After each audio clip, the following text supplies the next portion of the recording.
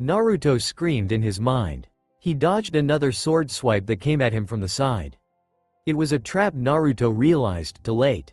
A hand went through his chest. Naruto stared into the eyes of Sasuke Uchiha.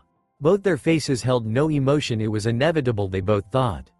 When Sasuke made that choice all those years ago to abandon Konoha, it was the signing of an unwritten agreement. Either Naruto would die Sasuke's hand or vice versa.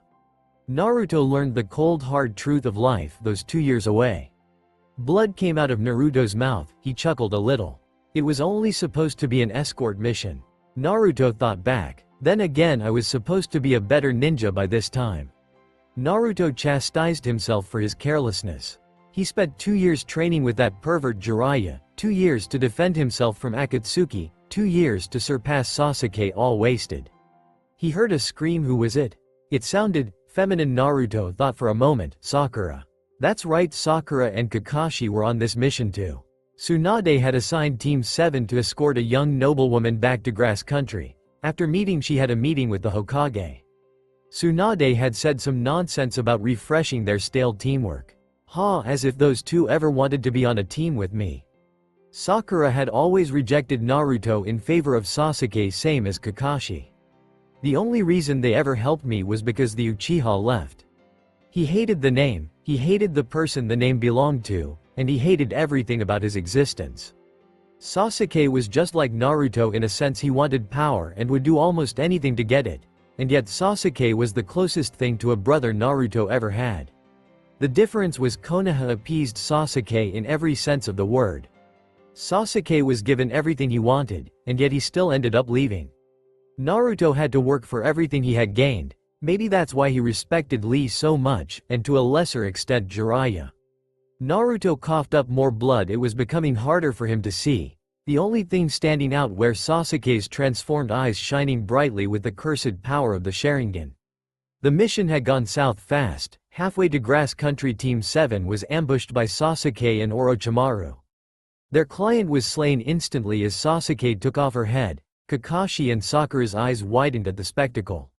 Naruto scoffed at their reactions. Surely they realized that Sasuke wouldn't just offer his apologies and return to the village when they met again. Naruto rushed towards his brother and began battle with him. The other two were snapped out of their shock when Orochimaru almost decapitated Kakashi. Shortly into the battle, Naruto saw the difference in training immediately. He had a hard time keeping up with Sasuke's movements, and when he did go on the offensive, Sasuke wasted no energy dodging. Naruto had had enough. He didn't want to use his trump card now, but it seemed he had no choice. Red chakra engulfed Naruto, lighting him ablaze with power. Sasuke smirked. Naruto disregarded it. Last time he used her power against him, he was a novice. This time was different. He charged Sasuke in the blink of an eye, ready to tear his throat out. Before he could, however, he was pulled from the battlefield and placed into the damp darkness of his mind. He was in front of the cage of her chakra filling the entirety of the room. The one whose power was slowly becoming his. He was about to question the interruption when he felt another presence behind him. Turning quickly, he found Sasuke there, Sharingan activated. He quickly took a battle stance. I see one whose chakra is more vile than mine. Naruto turned around. There she stood in her glory. The fox bared its teeth into what could be called a threatening grin. Sasuke said nothing, but Naruto knew that something was wrong. The red that flooded the room reluctantly made its way back to her. Sensing something wrong, she immediately tried to manipulate the Uchiha. If you kill my vessel, you'll regret it. Sasuke said nothing and dissipated. Naruto turned back to her, intending to receive some guidance. Unfortunately, Naruto was pushed back to the battle to find a sword coming at him from the left. Naruto's eyes closed. He found it amusing what people think about before they die. He had heard that some people's life flashed before their eyes. He couldn't chuckle anymore. He could barely breathe as it was. His last thoughts went to Jiraiya. He didn't want to blame him for his predicament, but Naruto could only imagine the training Naruto got opposed to Sasuke's. He was sure that Orochimaru didn't abandon his student for the local brothels, leaving poorly written training manuals in place of an actual teacher. Those were Naruto Uzumaki's last thoughts before he died. Naruto's eyes opened to see Sasuke. His eyes widened and he immediately resumed his stance. Seeing no indication that Sasuke noticed him, Naruto looked down to see what was so important.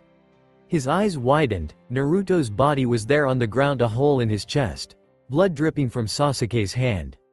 He heard screams and shouts. He turned around to see Sakura yelling obscenities, rushing towards Sasuke, leaving Kakashi to face Orochimaru alone. He looked back and forth, seeing no one noticing him. Wait. Naruto looked between the action and saw a man a bit taller than him staring straight at him with an eerie smile. Brown hair, glasses, brown eyes, dressed like a samurai. Naruto searched his memories, trying to figure who this guy was and how come he didn't notice him before the fight. The man started walking towards him, that eerie smile never seeming to move. Naruto tensed, the battle forgotten. He would kill this man if he tried anything foolish. Relax, I do not wish to fight if that is what you're thinking. Naruto stood tall. Who are you? Why didn't I notice you when the battle started? Why is it my body is there visible in front of me? The man chuckled. Relax, I am Sosuke Aizen.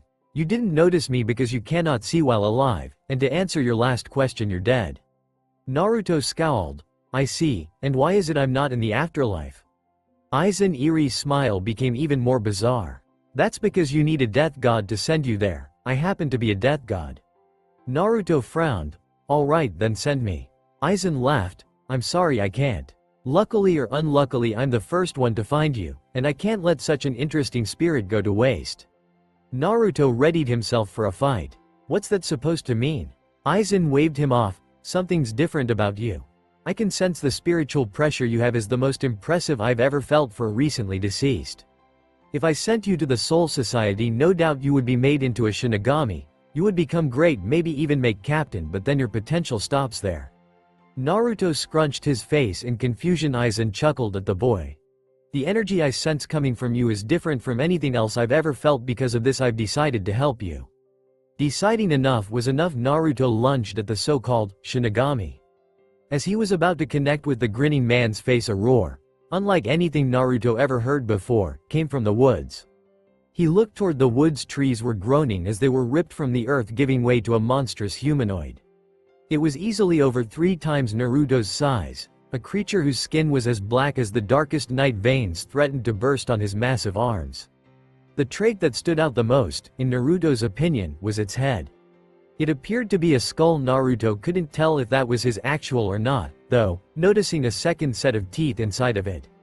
A split second later, the beast was charging Naruto, letting out an inhuman roar as its footprints ripped into the earth with each step.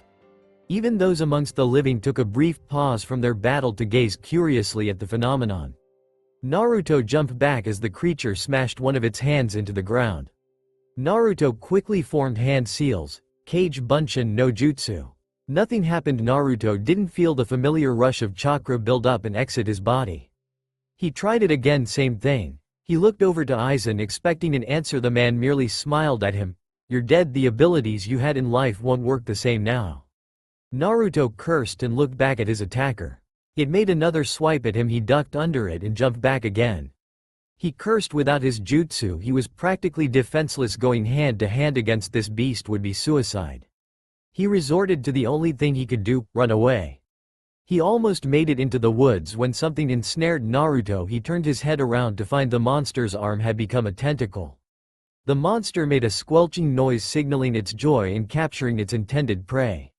Food, food, food, the most delectable of delicacies, all mine, the beast shrieked. Naruto became determined and started struggling against the beast's vice grip on him for all he was worth. Dead just a few minutes and already Naruto was going to be devoured by a monster because some stupid Shinigami wouldn't do his job right. Well, he wouldn't give up. He was Naruto Uzumaki, damn it, and when things looked their bleakest, Naruto would come out on top no matter what. The beast's arm was cutting in deeply to Naruto. He growled in pain. It felt as if his energy was being drained from him. It felt as if barbs had sprouted and started digging deeper into his skin. The fire in his eyes quickly diminished, replaced with fear and panic. He started struggling even harder, damaging himself in the process. Kyuubi, Kyuubi. Damn it, Fox, if you're there you need to help me if you don't want to become this thing's next meal. Then he felt it. The power he learned how to use coursed through his body. It was different, more vicious than the last time he had used it. It began to burn, to scorch his entire being as if he had been set on fire. Naruto started screaming, the pain unbearable. The power burst forth from Naruto's body, ripping his skin to free itself from its prison. The creature started howling in pain as the blood-red energy started to disintegrate the creature's arm. The beast pulled what was left of the destroyed appendage away in hopes of alleviating the tortuous pain. Aizen stood there, a manic grin graced his face. He knew this boy was special, but even he didn't expect this. The amount of energy the boy was releasing was enormous. It wasn't only that, this energy was dark, malicious, and evil. His chain of destiny practically disappeared when that energy started enveloping him. He marveled at this young boy's transformation into a hollow. Aizen pondered which type the boy would become. He could become useful later. Aizen looked around. There it was, the hollow that attacked the child.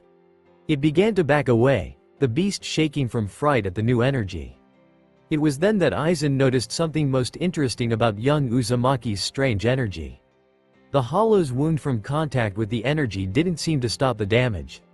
The beast's arm continuously dripped more and more of its essence. Aizen chuckled. Yes, this Naruto Uzumaki is most interesting. The fox's power was starting to overwhelm Naruto's senses. He could feel everything, see everything, hear everything. He had awareness unlike anything he had ever had before. Euphoria ran parallel with pain. He could feel his body change, tear and rearrange itself. He was beginning to see new growth sprout from his body, bone-white substance that tried to wrap itself around Naruto. If he didn't do something, Naruto would lose himself within the bittersweet taste of this power. He fought against it, tried to force it back within his body. He hammered his head into the ground, desperately trying to focus on a pain less severe than the one that ravaged his body at the moment. Slowly Naruto forced the demon's power back down into its dormant state. The bone-like appendages started to recede slowly back into his body. Naruto was succeeding. The pain began to lessen, his senses returning to normal. He smiled a little to himself at his accomplishment. He was about to stand and beat the Shinigami so bad he would wish he was alive, when he felt the familiar burning sensation. Naruto's body exploded into red energy once. The amount coming out seemed to be double the last. Aizen's eyes widened slightly. This boy had surpassed his expectations tenfold. His spiritual pressure at the moment was greater than some of the captains back in Soul Society, and it seemed to be continuing.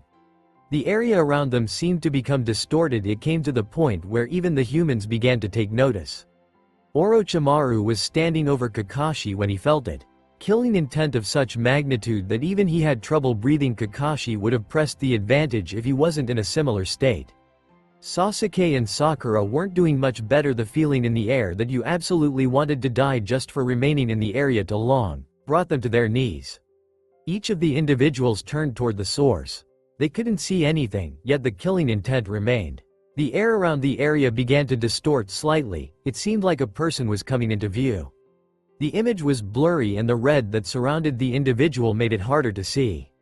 Suddenly something burst forth from the person's body and began to wrap around him. Sakura started to tremble with fear. She had never felt anything like this before. She stared at the person that seemed to be engulfed in flames as his body transformed. He began to thrash and screamed an inhuman scream. She wanted to turn away. She tried with all her might, but she couldn't pull away from the disgustingly enticing sight. Kakashi had to get out of there fast. The massive amount of killing intent seemed to have distracted Orochimaru. Now all he had to do was pull himself together, grab Sakura and get out of there. He would grab Naruto's body later and hoped an opposing village wouldn't stumble onto it beforehand. He took several deep breaths and steadied his heartbeat. He would only get one shot at this. He got to his feet and dashed to Sakura's position. The closer he came to the source, he realized, the worse it became. Pushing through with his willpower, he managed to throw Sakura over his shoulder and head off into the woods. Orochimaru realized his opponents were gone and cursed slightly. He wanted all three of them disposed off. No matter, as long as the blonde died, that's all that mattered. He turned to Sasuke to find that he was trembling on his knees. He appeared in front of Sasuke, grabbed him and headed off in the opposite direction. This time it was much worse, Naruto thought. His mind screamed for it to stop, to do something, anything that would relieve him of the pain. Naruto's memories slowly began to leave him, everything that happened in his life forgotten. He could feel his body bend, rip, and crack as it reshaped itself. He fell on all fours, the hollow mask forming on his head in the shape of a fox. His skin seemed to melt off, reform, and became covered in black fur. Armor covered his body over the fur on his back, sides, and legs. Naruto's hands and legs became paws. Jagged spines started growing from his neck and proceeded down his body until 9 tails sprouted, with each tail colored black with a white tip. A hole formed in his back. Creeping up from the hole were seals that set themselves in place on Naruto's back. When finished, the seal cracked. The transformation complete, Naruto let loose a roar that shook the trees. Smelling something that was most appetizing, Naruto turned to see his fellow hollow on its knees. Before it could react, Naruto ripped off its arm. It screamed in pain as blood flowed freely down the wound. It fell on its back, trying to move away from the fox. Naruto dropped the arm and bit into the hollow's neck, thrashing, ripping, anything to shut it up for good. Naruto started devouring it in a grotesque display of an animal that hasn't eaten for some time. Aizen looked on in interest. A hollow who eats other hollows. He had indeed heard of such a thing, but a deceased who became one during his transformation. Aizen would chalk it up to the strange energy put out by the boy. The weird seal-like markings on the hollow's back also brought up many questions. After they appeared, the flow of Ryotsu from the boy stopped when it was clear that he had much more. The hollow Naruto had finished his meal and turned towards Aizen. He didn't know why, but the sight of that man's face enraged him to no end. He wanted to rip off in a most painful manner. He growled at the Shinigami. Aizen smirked. Naruto charged at Aizen at an incredible speed. As he was about to rip the Shinigami's throat out, he was kicked in his side. Naruto backed several feet and righted himself in the air to make a decent landing. The man was dressed in a similar state to Aizen, save for the white haori he had on.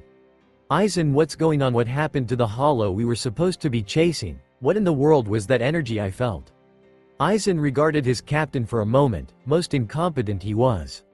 He only had his position because he was from a noble family, and some asinine sense of justice. Taicho, I had tracked down the hollow to this location. He was drawn here due to the high spiritual energy of one of the recently deceased. I arrived too late as the boy had started transforming. When I arrived, I would have intervened if not for the strange energy the boy seemed to have.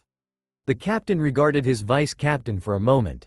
He sighed in frustration. They needed to take care of this new hollow now, then continue on with their original mission.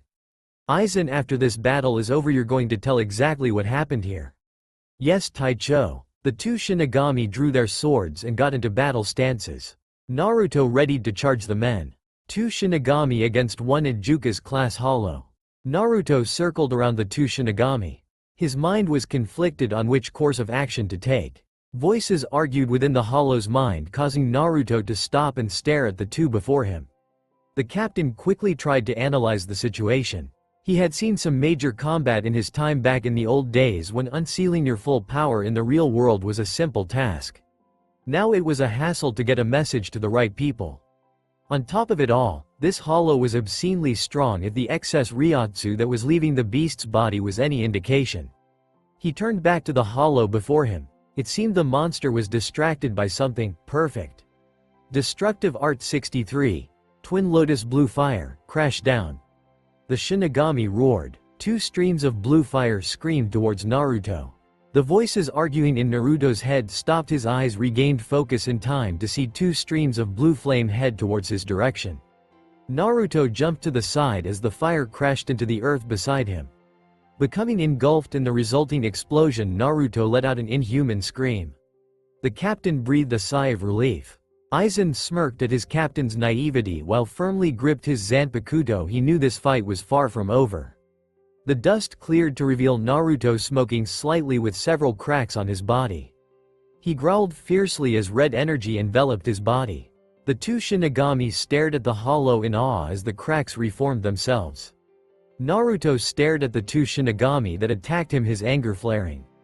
The voices started bickering again about which course of action was best. Shut up, Naruto commanded. He had chosen his course of action. These 2 would die, and he would feast on them. The captain's eyes widened as Naruto blurred out of existence. Impossible, how can a hollow move that fast? He gripped his Zanpakuto and tried to regain his composure. He needed to remain calm if he wanted to defeat this hollow. The captain closed his eyes and allowed his senses to wander, searching for anything out of the ordinary. He felt it for just a split second, a powerful lingering of that strange Ryotsu. His eyes snapped open to see a massive body about to crash down on him. The captain dove out of the way as the monstrous beast crashed into the earth he previously occupied. Decimating the ground beneath him, the hollow let out a shriek of irritation for missing his target. His eyes scanned around to see where the bastard hopped off to. Destructive Art 54. Abolishing Flames. Naruto snapped his head to the source of the noise only to see a stream of purple energy heading straight for him. The sound of the energy was deafening, yet Naruto was still able to catch a few other words being spoken. With light. Divide this into 6 binding Art 61. 6 rods prison of light. Before Naruto had a chance to think, 6 beams of light impaled him in the back, preventing any kind of movement. Aizen smiled an eerie smile when he finished the binding spell. He had no doubts that Naruto could break out of the binding, but he was curious how the hollow would adapt to the new situation. Naruto thrashed around trying to move, the beams of light holding strong, when time seemed to slow down as the energy blast came closer and closer. Unconsciously, Naruto started to gather every ounce on energy he could in his mouth. The sight was spectacular as his body burst into pure red energy, a monstrous sphere of red and black that started to warp the space around it, forming in front of the hollow's face. Release the energy, show them power. The voices screamed into Naruto's mind in unison. The sphere shrunk out of existence briefly before Naruto opened his mouth, creating more cracks on the seal as he did so. The energy reformed and exploded from Naruto's mouth in such ferocity that the earth started to rip apart. The blast powered through the destruction spell like it wasn't even there. The captain's eyes widened at the power behind the attack. The amount of energy released was more than anything he had ever felt.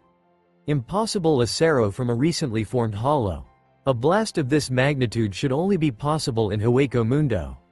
The captain pushed all of his strength into his legs as he jumped to the side. What the captain didn't count on was the hurricane of debris shooting out from everywhere outside of the blast area.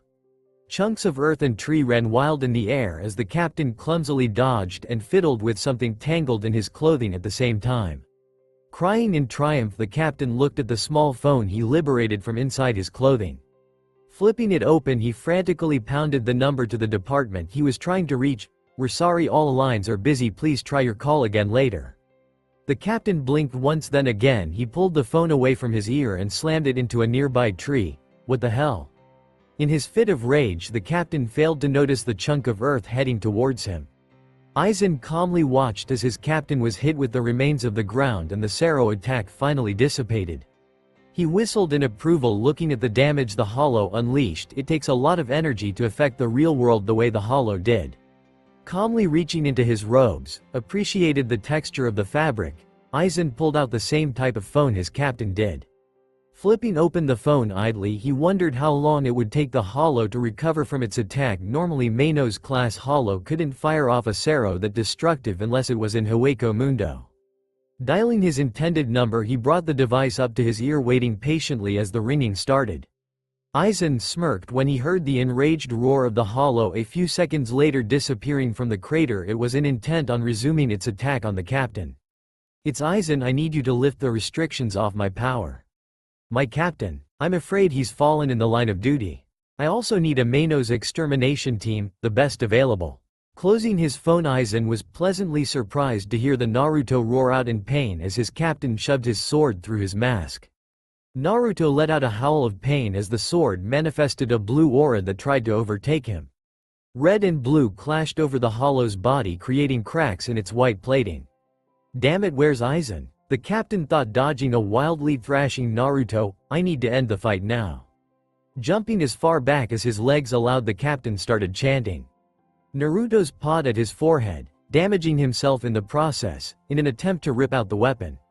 He started shaking violently. The pain had worsened and the strange blue aura gaining in strength. "Fool, don't be overpowered by this weakling. Show them who's superior." The voices again Naruto recognized. He nodded his head in agreement. He wouldn't be overpowered. No, these two would feel his wrath. Naruto's body suddenly became engulfed by his Ryotsu, the pressure from the power distorting the air around him. The Zanpakuto shattered into powder as its own aura was completely dissolved. As soon as it appeared, the Ryotsu receded back into Naruto's body, leaving no signs of injury whatsoever. Looking over the destroyed landscape, Naruto spotted the captain amidst the remains of several trees. Destructive Art 90, Black Coffin. The captain breathed a sigh of relief as the black cube formed around the hollow, enlarging in height as the familiar black tendrils shot out, solidifying before crashing back into the cube. The captain couldn't help but let out a sigh of relief. The energy dissipated, showing the results of what transpired within its void. Naruto's appearance went from pristine to absolutely abysmal. Puncture wounds littered his body, forming spider cracks signifying how much of an impact was made. Blood seemed to flow like a small waterfall from each hole, forming a puddle on the earth. And his mask showcased many areas where you could gaze upon the hollow's natural face. The captain's relief was short-lived as the hollow started making its way towards him. What the hell is he? That Kido should have left him barely able to move, the captain thought. The captain was worn and tired. He had reached his limit, utilized every trick he could come up with, and it still wasn't enough. And what made it worse was the fact that he didn't have access to his full abilities. The hollow's footsteps were becoming more and more stable as red energy surrounded his body, healing his wounds. Puncture holes sealed up the mask, reforming. The captain smiled a small smile. Hay shrugged it off like it didn't even happen. You're a Manos, aren't you? It's unbelievable to think a recently deceased would be able to achieve that level of power. If you make it into Soul Society, no doubt you would be accepted into the academy. I'd even go on to say you would make captain eventually. Ryotsu swirled around his hand, taking the shape of a sphere, at first slowly expanding, taking the shape of a katana. But with the way things are going, however, it seems like you'll kill me and my worthless vice captain. He lifted up his completed blade and examined it as the Ryotsu pulled back into the captain's body. It seems you did quite the number on my Zanpakuto. I haven't heard this much complaining from him since I first used Bankai. He turned his attention back towards Naruto to see the hollow charging him. Need a plan, Naruto thought to himself. The voices had stopped trying to rip his head apart with noise, giving him a little bit of relief. Big blast blocks my field of vision too much, takes too long to finish, need to use something else. Wait, what if I release the energy I build up for the blast into smaller portions? Just needs to be a distraction. Naruto started to build up his Ryotsu again. It felt too bizarrely natural for Naruto's liking, like doing something for the first time in years. It was highly disturbing. He narrowed his eyes. He would have time to reflect on that later. Right now he had a battle to finish. Another seer. The captain never finished his thought as a small orb of concentrated spiritual energy exploded as it impacted his stomach. A bala. He fired a bala. The resulting impact flung him back. Dust kicked up as he dug his feet into the ground, attempting to slow his momentum. The captain's eyes widened as three more blasts screamed through the air towards him. He grit his teeth as he focused his Ryotsu into his Zanpakuto. It started glowing with a soft blue aura. It felt like his arms would break when he deflected the first shot. The second one missed him by several inches, but the third one was going to be a problem. TCH doesn't let up for a second, does he? The captain muttered to himself. The final bala was closing in as the captain was still trying to regain his balance from deflecting the first one. He tried to flash step out of the way. That's when he felt it. The pain flared from his stomach. He examined the wound. The gasp that escaped his lips. That's how long he was distracted. That's all the time that was needed for the bala to reach him. Regaining his composure at the last possible second, letting out a cry of pain, he managed to flash step out of the way before the ball of Ryotsu took his head off. Losing his footing on the uneven terrain, the captain tumbled. He tucked into a ball and rolled into the momentum, finally landing on one knee. Blood started to pour freely from his stomach. Now the captain silently berating himself for his carelessness in this fight. He placed a hand on his wound, weakly attempting to stem the flow of blood. He was breathing hard, borderline gasping. He looked around. Shit, where'd the hollow go? His mind quickly analyzed the situation. At this point all I have left is my Shikai. He grimaced in pain as he stood up. He held his sword out. A small sad smile was on the captain's face. He quickly went over what he never got to do and what he should have done differently. But the one thing he truly wished he could have done was get to know Retsu Yuno Hana better. Light up the world. His words died in his throat as his arm was ripped from its shoulder. It was weird. Instead of pain, the captain only felt surprise and awe at what this hollow just did. He turned towards the hollow to see what was left of his arm disappear into the beast's mouth, horrible crunching as it chewed on bone and metal. Wait, it ate my Zanpakuto? How? For the second time in his career the captain was afraid. Everything this hollow displayed showed signs of being a prodigy in combat, figuring out how to fire a Sero blast, altering that technique and firing several Bala blasts, even figuring a way to do flash steps, all this and he's only recently died. The hollow narrowed its eyes before one of its tails shot up like a spear and bent before shooting straight towards the captain. Feeling substantially weakened from blood loss, he pitifully dodged as the tail pierced the ground with ease. The pain came back full force as the captain was aggravating his wounds from the strenuous movements, so intense was the feeling that he almost didn't notice the second tail attempt to impale his other arm. He twisted his body as best he could as the tail left a gash in his arm. 3 more tails attacked him, faster than the previous attempts, bending at impossible angles as clumsily dodged. It was when all 9 tails started attacking him from all angles that the captain knew it was the end. Even as he dodged, the tails would bend at impossible angles and continue to extend, creating a cage that made it impossible to dodge efficiently. The sound of flesh being ripped echoed loudly through the forest as 2 of Naruto's tails pierced the captain's legs, then another went through his stomach, another through his shoulder, one through his neck, then through his head, one through his arm, with the final 2 piercing his neck. Barbs sprouted from the tails, ripping into the corpse as Naruto pulled his prize to him. He let out a roar of triumph as the captain's body made a sickening crunch sound as it impacted the earth. "The other one, you forgot about the other one." Naruto's head snapped up. The voice was right there, that other one. His eyes scanned the surrounding. The only sight he could find was the destruction he created. "I did this. My power did this." He didn't know why, but the thought of him having this much strength made him feel content. Naruto found no sign of the other Shinigami, which was fine with him. If the other one decided to flee, it only meant that he could eat in peace. Aizen replayed the entire fight in his mind. This boy surpassed every expectation 10 times over. He grinned. The adaptability and raw power the boy possessed, yes, he would suit his plans quite nicely. A frown made its way onto Aizen's face. There was that seal. He would need to figure out exactly what it was, and there was something else bothering him about the boy's appearance before his transformation. He felt as if he'd seen that face before, but where? He looked at the disgusting sight of the hollow devouring the remains of his captain as if to help him with his query.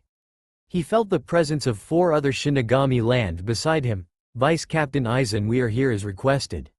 Aizen turned to regard the Maino's extermination squad, highly trained in all aspects of Shinigami combat. They also studied, almost exclusively, the anatomy of Maino's class hollows.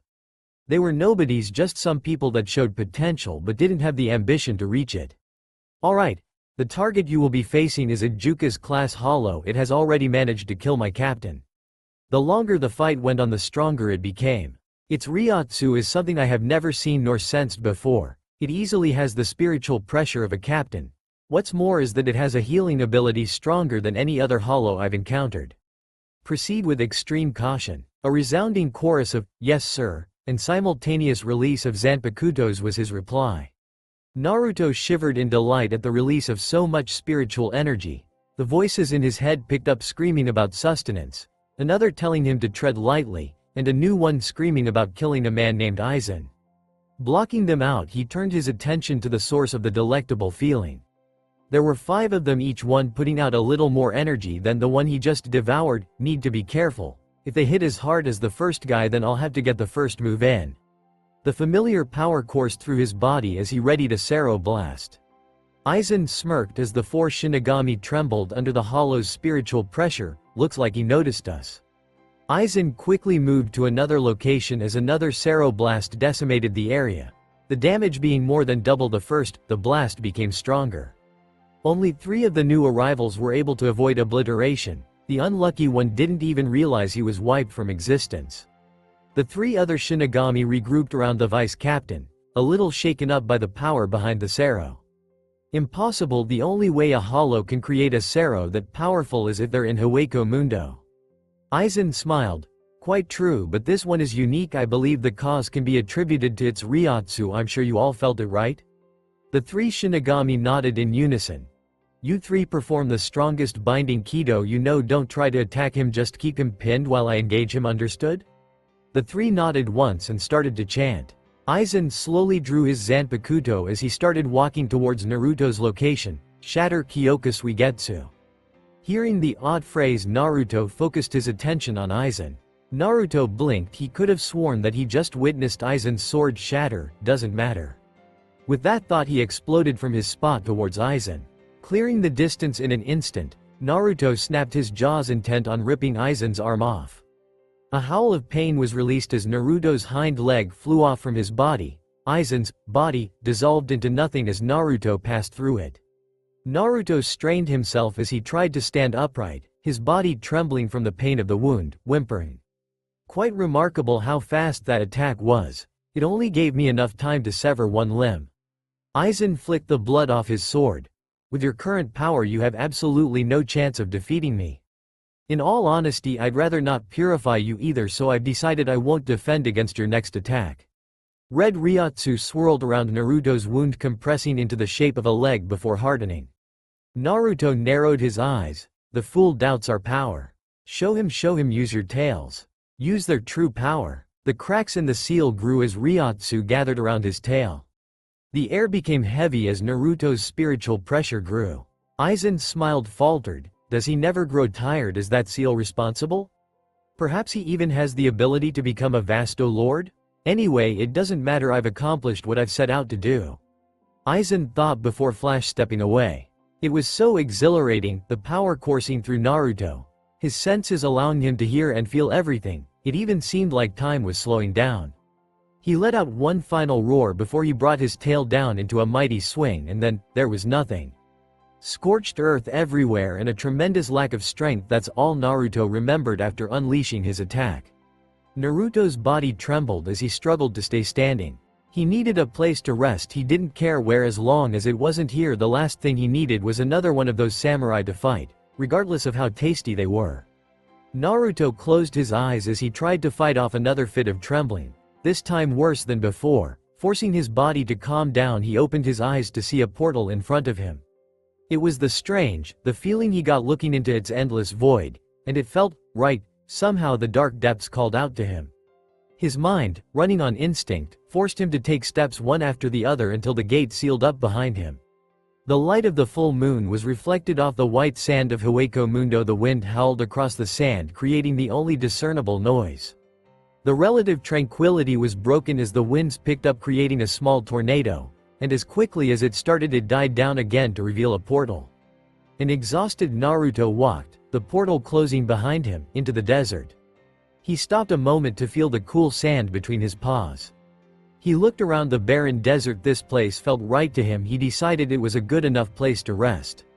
With that, Naruto collapsed. Images flashed for brief seconds: beatings at the hands of strange people, swearing to become something called a Hokage, going to a school for trained killers, getting laughed at and picked on for answering questions wrong, eventually finishing the school by killing a man with silver hair.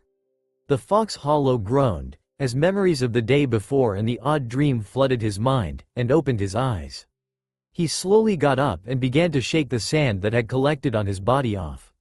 Naruto growled as he thought about the strange dream he had. That boy was weak, only rising to the occasion when his precious person was in danger. Even then he cried about removing the fool that wanted to kill him. He didn't know why he had that particular dream, but one thing was for sure: Naruto was going to live for himself from now on. I'll do what I want, to who I want, when I want.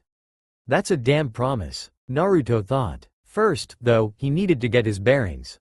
He looked around, seeing desert surrounding him on all sides. Looks like I'll need to find a place to rest. I'll be damned if I sleep in the open again. Besides, it's not like I'll get anything done standing around here, Naruto said to himself before walking into the horizon. Time seemed to be lost to Naruto as he traversed the deserts of Hueco Mundo. An itch found its way onto Naruto's back. He stopped and started to scratch with his hind leg. He growled in irritation. The itch spread to the entirety of his back. This ferocity increased. Chunks of gore came off his back as he dug into his flesh. This place is so damn boring. He stood back up, no trace of his self-inflicted wounds. Having felt the spiritual power of Hueco Mundo, Naruto expected some action, but no, the most he got was some jackass with size and no real power. Then again, he was able to use the same Sero blast that Naruto could, even if only had a fraction of the destructive power Naruto's had. Naruto's mental drabble stopped when he felt a power presence heading towards his location at a high speed. I see, squeaky wheel gets the grease. He chuckled at his joke. Grimjow Jiggerjax grinned, as much as a hollow could grin, manically. He thought the day would go on as normal, hunt a Manos Grande, maybe go to the living world to see if he could come across a Shinigami. But instead he comes back to his territory to find some idiot waltzing through like he owned the damn place. The best part about it was the power radiating off whatever the damn idiot, it was almost as strong as him. Naruto turned his head away as an explosion of sand pelted his face. He turned back, gritting his teeth, and looked at the entity that was in the crater when the smoke cleared. Naruto looked at the jaguar-like cat in front of him with a sadistic grin. Grimjow was a little surprised at the hollow's reaction. Normally they would have cowered in fear or attacked blindly. "Hey jackass, what are you doing in my territory?" Grimjow asked, a hint of his impatience leaking through his speech. "Your territory? I don't see your damn name on it." At this point Naruto didn't care how bad the retort was, he just wanted a fight. Grimjow let out a growl. "Tch, you trying to piss me off?" Naruto crouched low and concentrated on releasing his spiritual pressure. "Actually, I just want to kick your ass." Hueco Mundo trembled as two powerful entities clashed in the desert. Grimjow dodged as Naruto's jaw attempted to rip off his leg. Grimjow countered by firing off a bala. Dodging, Naruto struck out with his tails. Moving faster than Naruto could keep up with, Grimjow maneuvered his way behind the Fox Hollow and let loose a Sero blast. Naruto cursed as he jumped away, the explosion sending sand in every direction. It was a dance of white blurs and occasional roars as the two then engaged in a contest of high-speed combat. Blood rained from the sky as blow after blow impacted the two hollows, eventually forcing the battle to come to a momentary stop. The hollows skidded across the dirt trying to find their footing. Half of Naruto's mask had been ripped off, exposing his smirking face and blonde hair. "Hey, you're not half bad, cat." Grimjow's armored body had large chunks missing from it, blood spurted out from the open wounds. "Tch, you ain't bad either, damn fox." They circled each other, watching as each other's wounds healed, each not suspecting the battle to last as long as it has. Growls escaped both beasts' mouths, daring the other to make the first move. Grimjow let out a snarl, never being one for patience, and pounced at Naruto. "Cage him, cage the fool." As if possessing their own mind, Naruto's tails set about the task. They split into smaller pieces then before surrounding Grimjow, forcing the jaguar to dodge only for the tails to split again. They formed a cage, barely allowing any breathing for Grimjow, containing the panther before splitting off again, skewering him from all sides. Grimjow let out an inhuman howl of pain. "Bastard, what the hell? Let me out of here. Fight me like a man." Naruto scoffed at him before his tails grew barbs. "Shut up, the only reason you're alive is because of your impressive showing in that fight." Grimjow thrashed about, injuring himself further in the process. "What the hell do you want then? Either let me out and we'll finish this or kill me." Naruto shook his head. This idiot was hot-headed, maybe too much so, but he was strong, undeniably strong. "We're not going to continue this fight, at least not at the moment, because you're going to help figure out where everything is in this dump." Grimjow snarled. "Why the hell would I do that?" Naruto gave a grin. "Because I'm gonna turn this place upside down, that's why. Think of all the fighting and carnage that's gonna be caused. You can't tell me you don't want a piece of that." Grimjow stopped his struggling and regarded Naruto. "You fucking serious? You're gonna end pissing off the wrong hollow, and before you know it you'll be in his damn gut." Laughter echoed through the air. "I don't care. I'll kill them all." Naruto regained his composure. "So you in? Or do I have to rip you into itty-bitty little pieces?" For a little emphasis Naruto twisted his tails, and for what it was worth Grimjow didn't even flinch. He grinned an evil, malicious grin that promised death and destruction. "Alright Fox, you have a deal." The tails retracted from Grimjow's body, causing several more wounds in the process. "Alright, since that's out of the way, I'm gonna need you to tell me what this dump's called and who the strongest guys here are." The wounds on Grimjow's body healed up before he started walking in one direction, soon followed by Naruto. "Alright punk, listen up. This place is called Hueco Mundo. All us badass hollows come here when the living world gets too damn boring. Problem is, this place is just one big ass desert. That means you have a lot of pussies who live underground. It's not all bad, however, further you go in the more badass the hollows get. Then you have the deepest part of Hueco Mundo." Naruto was hanging on to every word he said. "What's so bad about that?" Grimjow scoffed. "That's where the Vasto Lords hang out." "Vasto Lord? Yes, Vasto Lord. The most hardcore badass hollows Hueco Mundo has to offer. Vasto Lord? Naruto asked, even more intrigued. Yes, weren't you fucking listening? Vasto Lord, these guys are so tough that only another Vasto Lord has a chance of taking one down. Naruto snorted in amusement. So you ever met a Vasto Lord? Grimmjow stopped and looked back at Naruto. Just one. He let me go because he thought I was amusing, that bastard. Grimmjow growled as the words left his mouth. Yeah, and where's he set up?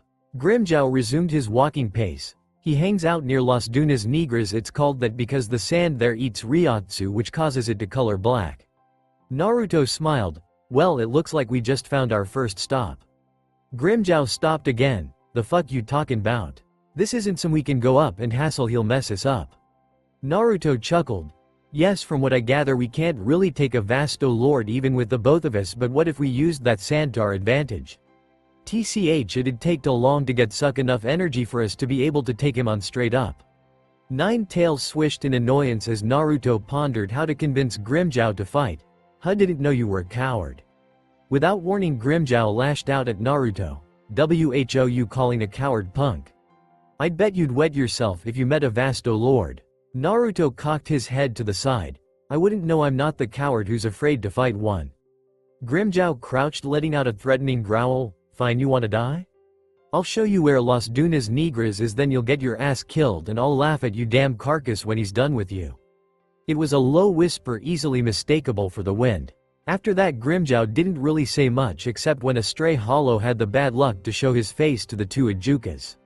Of course this did nothing but irritate Naruto further, seeing as how everything was exactly the same except where rocks were. It led to him wondering exactly how Grimmjow knew where he was going. That all changed as they approached Las Dunas Negras. The air was permeated with energy, the sky was darker than where he was just a moment ago, and the sand started to darken in color. Alright, we're close now, you'll know we're there when the bastard decides to make his entrance. An absent nod of Naruto's head was the only indication that he heard. Naruto and Grimmjow both jumped opposite directions as a blast, black as a void, shot up from beneath them. Both bared their teeth as a lone figure rose up from the sand. Easily standing 7 feet tall, the figure landing gracefully, holding herself in a manner that dictated she held magnificent dexterity. Her mask was that of a feline decorated in a purple pattern. Her ears extended well above the top of her head while the face seemed to have an eerie Cheshire grin on it. Her hands were equipped with ferocious claws. Light purple fur covered her body while armor covered her upper chest and two tails swished behind her. She let out a small chuckle before releasing her spiritual pressure. Both hollows were sent to their knees, trying to fight the claustrophobic feeling before letting their own spiritual pressure run wild. The voices came back full force. Nibby, it's the Nibby. More power, you need to use more power. A Vasto Lord, run you fool, at least 3 captains are required to even make a dent in ONE.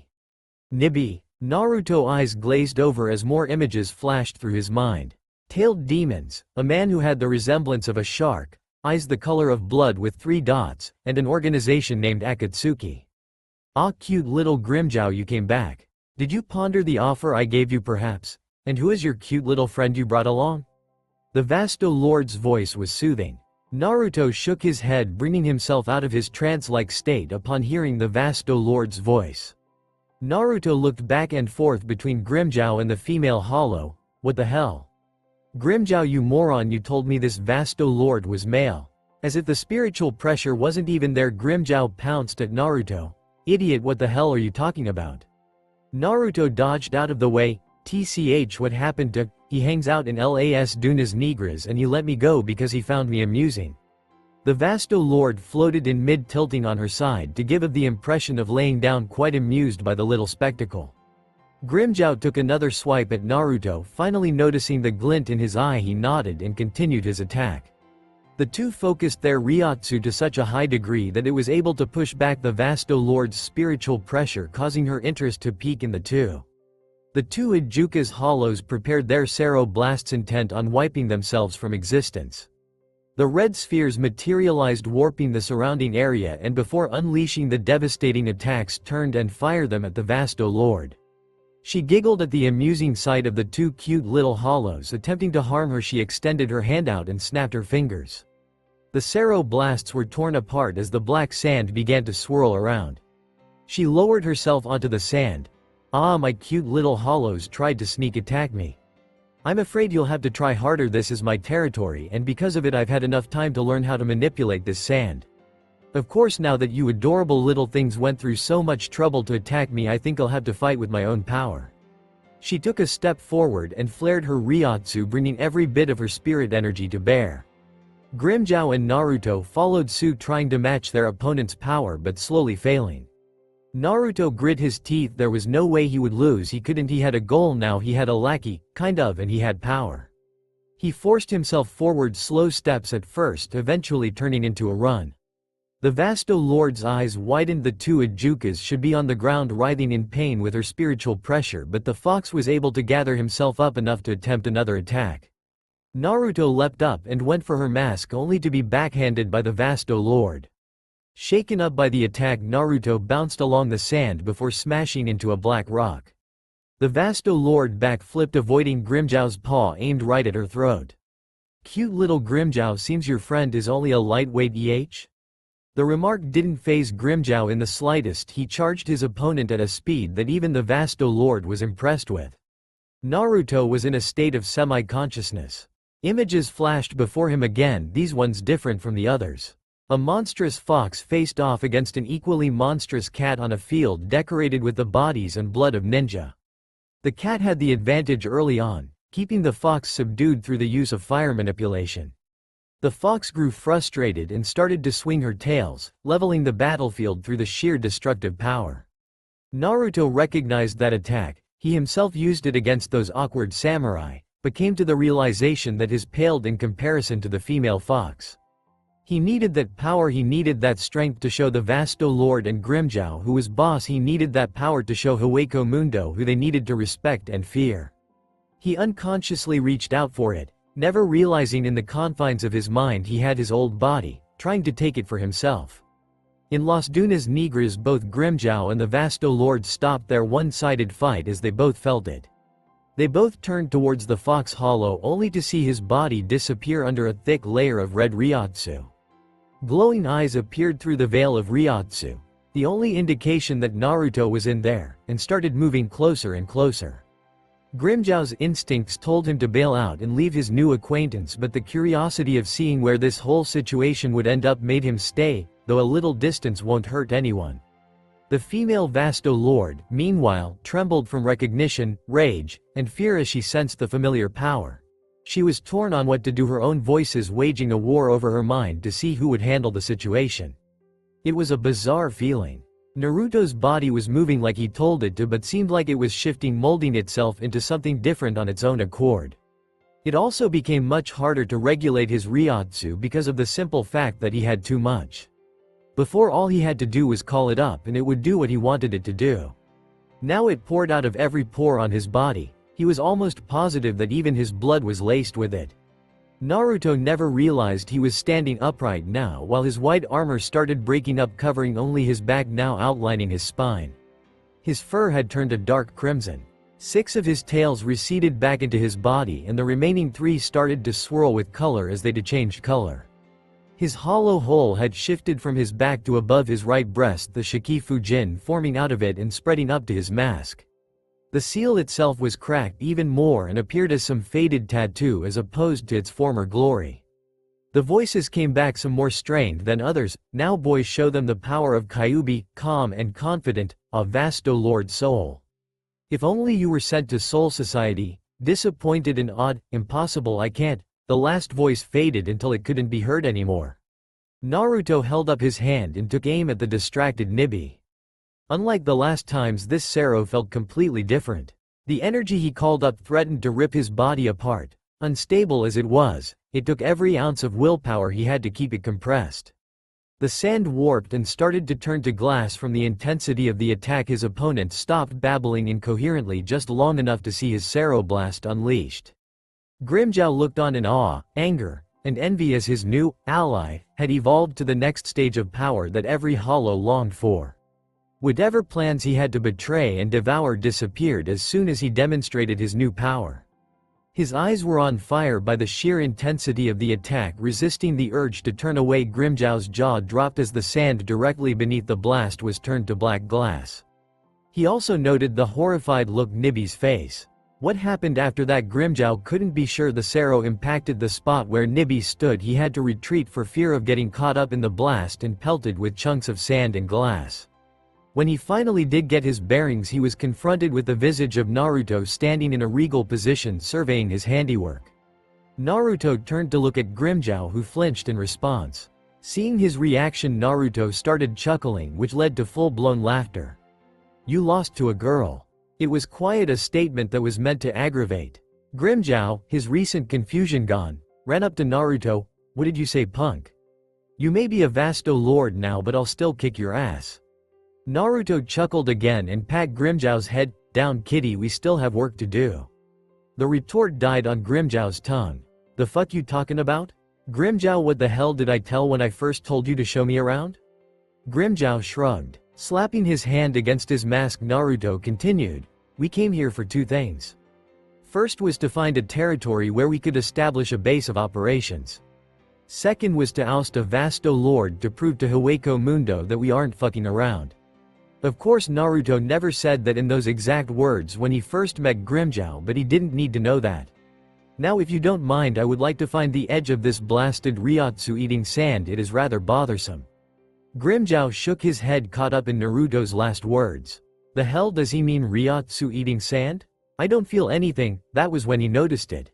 Even for someone as strong as a Vasto Lord, constantly flashing your Ryotsu was a sure way to tire yourself out. Though it was strange what was happening, it appeared that all the excess Ryotsu was being sucked into the sand, but that couldn't be right. If that was the case, then Grimjow would have had the same thing happen to him. His eyes widen. Unless he has so much that he's actually sating the sand's hunger. Before he could ponder any longer, Naruto walked off. It had taken them far longer than the previous trip to reach the border, mostly because Naruto had to familiarize himself with his new form.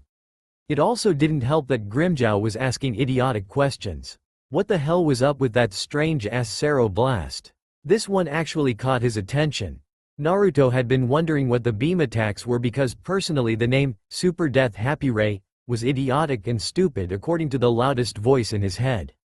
That was another thing bothering Naruto, the voices. First it had started off as one, then two, finally a third, and then went back to two. Not that Naruto cared as far as he was concerned. The only voice that actually mattered was the first, but he couldn't explain why. It was a bond, he figured. Maybe it was with him his entire existence. He didn't know and really didn't care.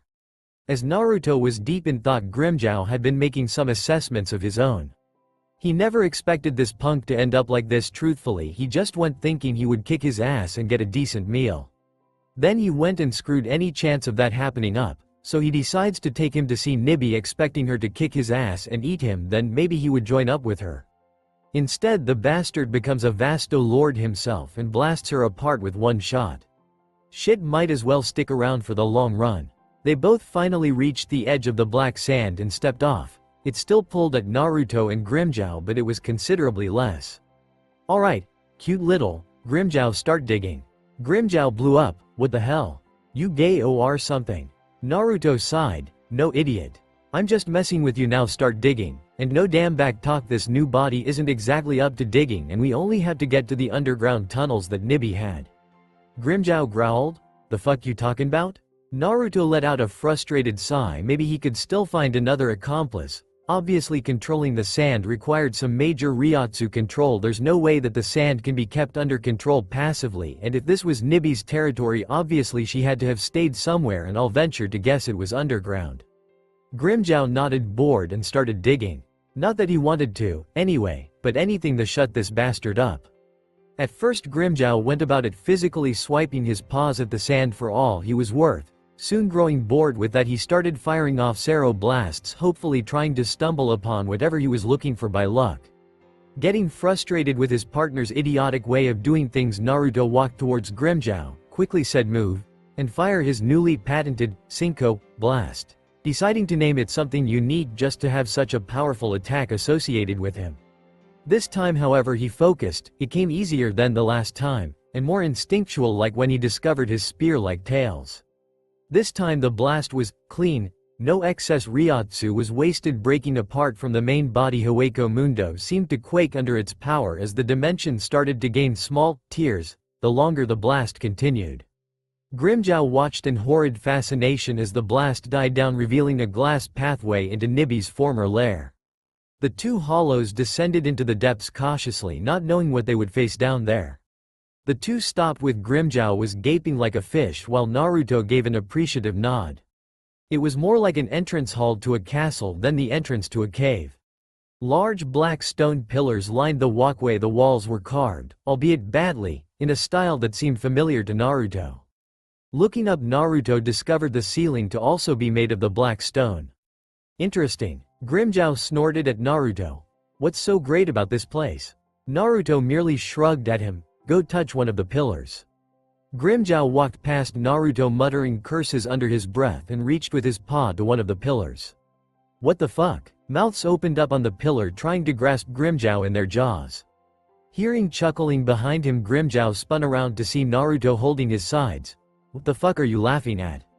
I had a feeling something like that would happen, but for the actual stone to try and eat your Ryotsu, literally, it was too much. With a quick utterance of, fuck off, Grimmjow went off exploring, intent on figuring out what just happened. Naruto watched his cat companion go off before he started to inspect the pillar. Cautiously sticking out his hand, he was unsurprised when the jaws tried to ensnare him. Interesting. Is this stone natural or is it the sand having been refined? I'll have to ask Nibby the next time I see her. That was another loose he would have to clean up. Nibby had merely retreated instead of fighting Naruto head-on. It was a sound call and one that relieved Naruto. Even if he had more access to his power, the fact remained that that was all. It was raw power. Sure, he could just fire off Sero blasts at everything that moved, but it was taxing and it caused too much damage to the surrounding environment. He would need to refine what he had, because without a doubt he would lose a fight to a seasoned opponent at his level. He wasn't even sure he could take Nibby. The problem was the time limit he had before Nibby came back to settle the fight. Letting out a tired sigh, Naruto decided to go find where Grimmjow was. No doubt his temper would lead him to destroying something eventually. At least he was entertaining, easy to rile up, and he had a lust for battle that would be easy to manipulate. It also helped that he was the first hollow he met that actually helped him. Granted, he had only met two others before him and he had to overpower the bastard to even get him to listen to Naruto's proposal. He still would need more allies, and judging by the way it worked here, it was a dog-eat-dog world, literally, and the odds of finding someone with Grimmjow's spiritual pressure willing to work with him were slim. That meant he would have to take in weaklings, hoping that they would find power under him, or he would need a way to forcefully give them power. He started walking with no actual destination in mind. He couldn't sense Grimmjow very well, and even if he did have a lock on him, he didn't is around. Naruto started musing about ways to adapt this place to suit his own needs. The black stone was good, it would keep him and his followers well hidden, but he would have to find a way to increase how Ryotsu can be absorbed, considering he could still sense Grimmjow. Maybe bust out a few walls, make some rooms bigger and personalize it. After all, the entire place was his now, and he wanted his enemies to know that when they tried to bust in here. The other parts of the cavern weren't much different from the entrance that they walked through, and Naruto was almost positive that that wasn't the only entrance to the place. He finally found Grimmjow looking around in one of the bigger areas of the place. As he was walking towards, Naruto did a quick scan of the room and let out an appreciative whistle. If anything, this room, at least, looked fit for a king. A throne-like chair was elevated on a high platform, both made out of white stone. Expansive archways framed all exits of this room. The walls had decently carved murals. Naruto guessed they were done out of sheer boredom, and on top was a transparent material looking out into the dark skies of Hueco Mundo. I call this room. With a startled yelp, Grimmjow bounced 15 feet in the air before glaring at Naruto. And who the fuck says you get this room? A smirk was his immediate response as Naruto thought out a witty comeback.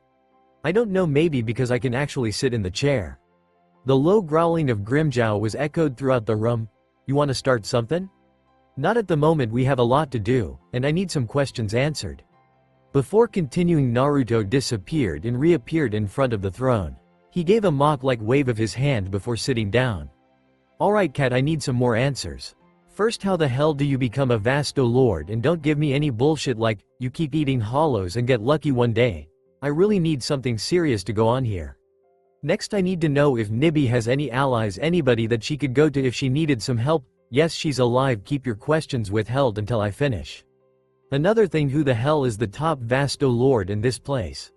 Surely there's one bastard above the rest that can fuck up anyone here. And finally, we need a name for this place. Any ideas?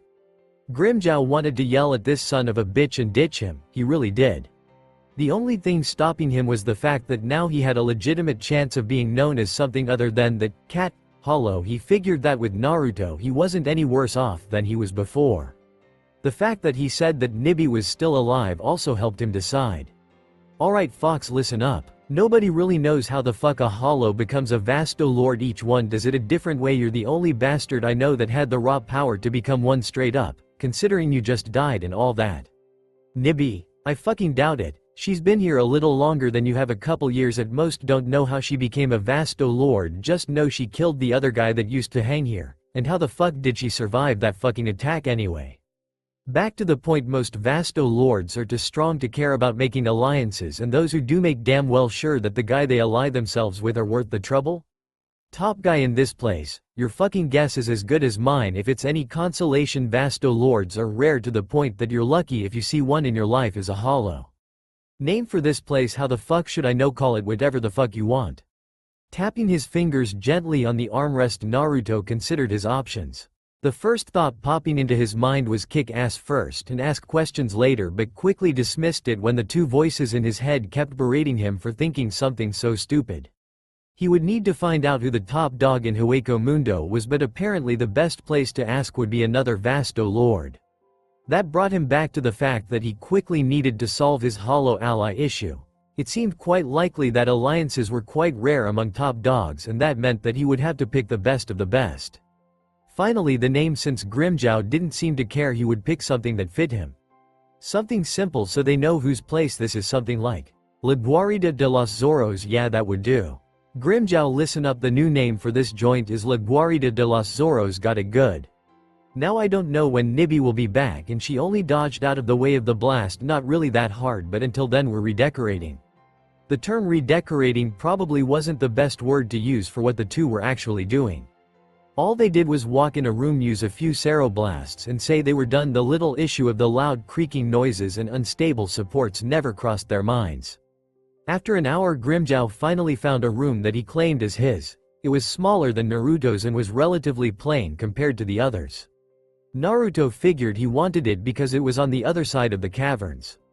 After that, the job just got tedious and they just really didn't care anymore. After a few more rooms, Grimjow snorted. This is fucking boring. I quit. Naruto grabbed his tail before Grimjow could storm off. Wait. The cold fury in Grimjow's eyes almost made Naruto let go. Let go of my tail. It wasn't a scream but a statement spoken with a tone that demanded obedience. Rolling his eyes, Naruto complied. Yeah. Anyway, how do we get back to the human world? It was Grimjow's turn to roll his eyes. Damn it, don't you know anything? Shit. Alright, there's a couple ways to do it. Manos Grandes literally rip open the dimension. Before he could finish, Naruto gripped onto invisible edges in front of him, gave a monstrous yank and ripped a portal into existence. Gaping Grimjow never felt it when Naruto pushed him through the portal. The portal opened up in front of a vast field and the two hollows stepped out. Grimjow landed with a thump on his side while Naruto landed on his feet. Hopping up and taking a quick look around, making sure it was safe, Grimjow turned back to Naruto. What the fuck was that? You can't just go ripping dimensions apart like fucking paper. Quickly regaining his composure, Grimjow looked around again. Where the hell are we anyway? Shrugging, Naruto started walking. Hell if I know. I was hungry and son of a bitch, I was tired of those big ass hollows, all fat, no taste, damn it. So I figured there was bound to be something tastier out here. Hell, maybe we'll get lucky and find one of those samurai guys. Continuing on, Naruto could barely make out the muttering of samurai guys before they reached a dead body. TCH, no soul in sight. Samurai guys must have gotten here before us. He hears a snort of amusement behind him and turns to see Grimjow sniffing the air. Idiot, try to sense the Ryotsu in the air. If you did, you'd realize there's a Shinigami not too far away from here. Shinigami? Grimjow sighed at his partner's idiocy. The damn samurai guys. A quick, oh, and the two were off. Yoruichi Shihuen and Kazuki Urahara were playing hooky for a day. Not to say that they worked much to begin with, but nobody was brave enough to tell them that. The captains of the 12th and 2nd Divisions decided to take a small vacation into the new, hot topic, location. The 5 elemental nations became all the rage back in Soul Society once the newly promoted captain of the 5th Division, Sosuke Aizen, came back from a routine mission with disturbing news. Meeting a soul who became a Manos hollow through his own power. Never had there been anything like that recorded in the records of Soul Society, so being the curious little Shinigami they just had to check themselves. They had been there for several hours now, and aside from the most interesting fights they had ever seen amongst living people, they hadn't seen any hollows. At least until a figure came crashing down in front of them, creating a decent-sized crater. When the dust settled, they were pleasantly surprised to see the familiar white masks of hollows. "Look, Yoruichi-chan, we have company." Grinning mischievously, Yoruichi nodded her head. Naruto looked at the two Shinigami and tried to sense their Ryotsu like Grimmjow had said. He was pleasantly surprised to find that the two were stronger than the first Shinigami he had devoured. Naruto blocked out the banter as one of the voices in his head started to protest his analyses, catching only the fleeting words of, "They didn't have more Ryotsu than me." Yoruichi caught Naruto's eyes in particular, not because she had a fair amount of Ryotsu, no, but because of another reason that he decided to voice out loud. "Damn, you're hot." The two Shinigami chuckled at the odd hollow and started laughing when his partner berated him for being an idiot. Well, Yoruichi-chan, this is the first time a hollow's ever hit on you." "First time for everything, I guess, but I'm afraid that it wouldn't work out seeing as you're a hollow and all, and it doesn't help that you're 11 feet tall." Urahara decided to take the initiative at that point. He really did want to ask his question before the inevitable fight broke out, and with Yoruichi here these shouldn't be much of a problem. "Sorry Mr. Hollow, but before Yoruichi loses sight of why we came here in the first place, I wish to ask you a question." Seeing the Hollow nod his head, he continued, "A couple days one of our acquaintances went missing. I doubt you would know his name, but he was dressed like we were and he was accompanied by a man in glasses. You wouldn't happen to know anything about that, would you?" Naruto looked at Grimmjow, whose eye was twitching. "Son of a bitch can't wait to fight, can he?" "Oh well, let's see, couple days ago glasses. Aizen, that bastard. I remember now. Yeah, I know who you're talking about. He was, after all, quite tasty. I'm afraid, now, that since you reminded me how good he was, I won't be able to let you go peacefully now." He felt Grimmjow's gaze on him and gave a nod, causing the Panther Hollow to attack. Barely dodging the paw swipe, Urahara let out a whistle showing he was impressed with the attack before drawing his Zanpakuto. "You're quite the little speed demon, aren't you?" He thrust at Grimmjow before the two disappeared off to another area to continue. Still smiling, Yoruichi winked at Naruto. "Well, now that we're all alone, what do you want to do?" Letting out a chuckle, Naruto replied, "Well, I was thinking of eating you, going back home and fucking up the Vasto Lord that no doubt wants her place back." That one phrase seemed to chill the air. Yoruichi's demeanor was no longer playful and relaxed. "Are you telling you're a Vasto Lord?" Naruto shrugged. "That's what Grimmjow said." Faster than even Naruto could up with, Yoruichi appeared behind him with her Zanpakuto poised at his neck. Letting out a tired sigh, Naruto looked at the blade. "Your blade spirit is screaming at you to run away, too late." With a speed that impressed Yoruichi, Naruto clamped onto the Zanpakuto with his jaw. She pulled with all her might, desperately hoping to get her sword back and take control of the situation. From what she had heard, this mystery hollow was only supposed to be at the Ajuka's level, and because of that Urahara and Yoruichi only cleared enough of their power to fight at that level. In all sense, it should have been impossible to gain the amount of power to evolve so fast, but if that was the case, then his Ryotsu should be massive. How was he hiding it so well? Clenching his teeth, Yoruichi's sword broke in half, allowing her to jump away. She looked aghast at the sight of her Zanpakuto disappear down the throat of the Vasto Lord. "No doubt you're wondering how I'm hiding my Ryotsu, right?" Yoruichi nodded her head. "Ah well, I don't really know that myself. I figure that my seal helps me control it better than I should be able to. Here, let me show what I can really do." The air started to get heavy and wavy as Naruto started to glow red.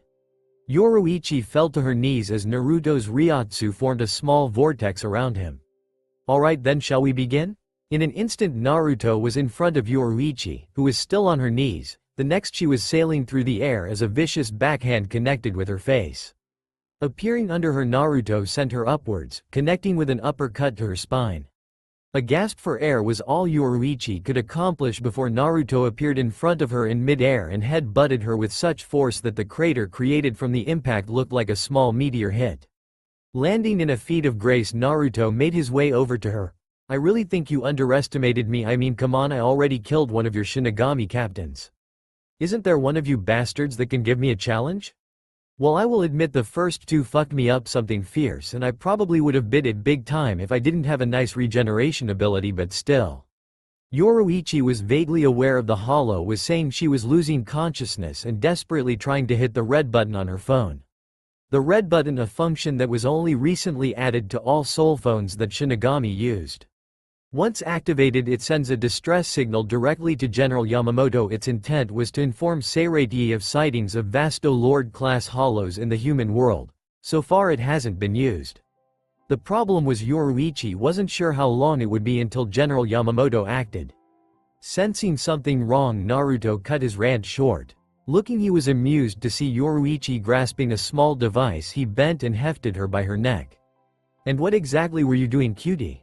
He immediately regretted not killing her faster. The new spiritual pressure coming was bigger than Naruto's. The only consolation he could find was that it didn't belong to any one person but rather three. Grimmjow reappeared next to Naruto holding a very unconscious Kazuki Urahara by his neck. "What the fuck is that?" "I don't know, but whatever it is, I think it would be best if we left Cat." Grimmjow looked hesitantly down at his prey and let out an annoyed sigh. "Alright, open up a fucking door and let's go." Grabbing Grimmjow, he leapt aside as a bolt of lighting passed through the area that the two hollows occupied moments before. Naruto audibly gulped as he turned to look at the new arrivals. An old man with a cane that looked more like he should be dead stood at the forefront. An aristocratic woman that had a braided ponytail in front of her was on the left, and a sickly-looking man with white hair and two swords was on the right. Studying them, Naruto realized that the old man was the strongest among them, with the white-haired man second, and women a close third. "Aw shit. Grimmjow, open up one of those portals, I'll stall them till then," Naruto said in a low voice. General Yamamoto evaluated the situation at hand. Two captains have been subdued and required immediate medical attention. There were two hollows, one Vasto Lord and one Ajukas. He hadn't anticipated this. With two of them here, they had a decent chance to escape now. Yamamoto had to treat this situation very carefully. Yoruichi and Urahara were still relatively close to the hollows, and any rash move to jeopardize their lives. I must admit, when I received the call from Yoruichi, I almost dismissed as one of her pranks. Talking maybe get him distracted enough to end the encounter quickly. Letting out the breath that he didn't know he was holding, Naruto inwardly thanked whatever power it was that got the three to talk. "Oh, a call was it? That's what she was doing. I knew I should have killed her faster." Ignoring the three Shinigami narrowing their eyes, he continued. "Anyway, I figure introductions are in order. Why don't you go first? Tell your likes, dislikes, and dreams for the future." Moving to Grimmjow's position, he caught the blade of the white-haired man who attempted to cleave the panther in half. "Now you're just being rude." Planning to show the damn Shinigami some manners, Naruto was quite surprised to find that he broke his grip and moved back to his original position. "As you can see, Hollow, we won't be quite as easy opponent for you." Yamamoto said he was quite impressed at this Vasto Lord's reflexes. Meanwhile, the voice in Naruto's head just wouldn't shut up about the female of the group. "It's you, no Hana, don't hurt her, you bastard. If you do, I won't rest until I've killed you. I don't care if I'm only a voice in your head." Naruto groaned. He didn't really need this right now. On the other hand, he looked at the aristocratic woman. "You know Hana Retsu, I presume?" All three Shinigami's eyes widened at the Hollow's recognition of the 4th Squad's captain. "Yes?" she asked hesitantly. "You're quite a bit more attractive than he made you out to be." Yuno Hana blinked in surprise. "Who?" Smirking in response, Naruto replied, "The 5th Squad's former captain, of course. He was quite attracted to you, you know." The Shinigami couldn't conceal their surprise at the new development. "And how would you know Saito?" Yuno Hana asked, afraid of hearing the answer.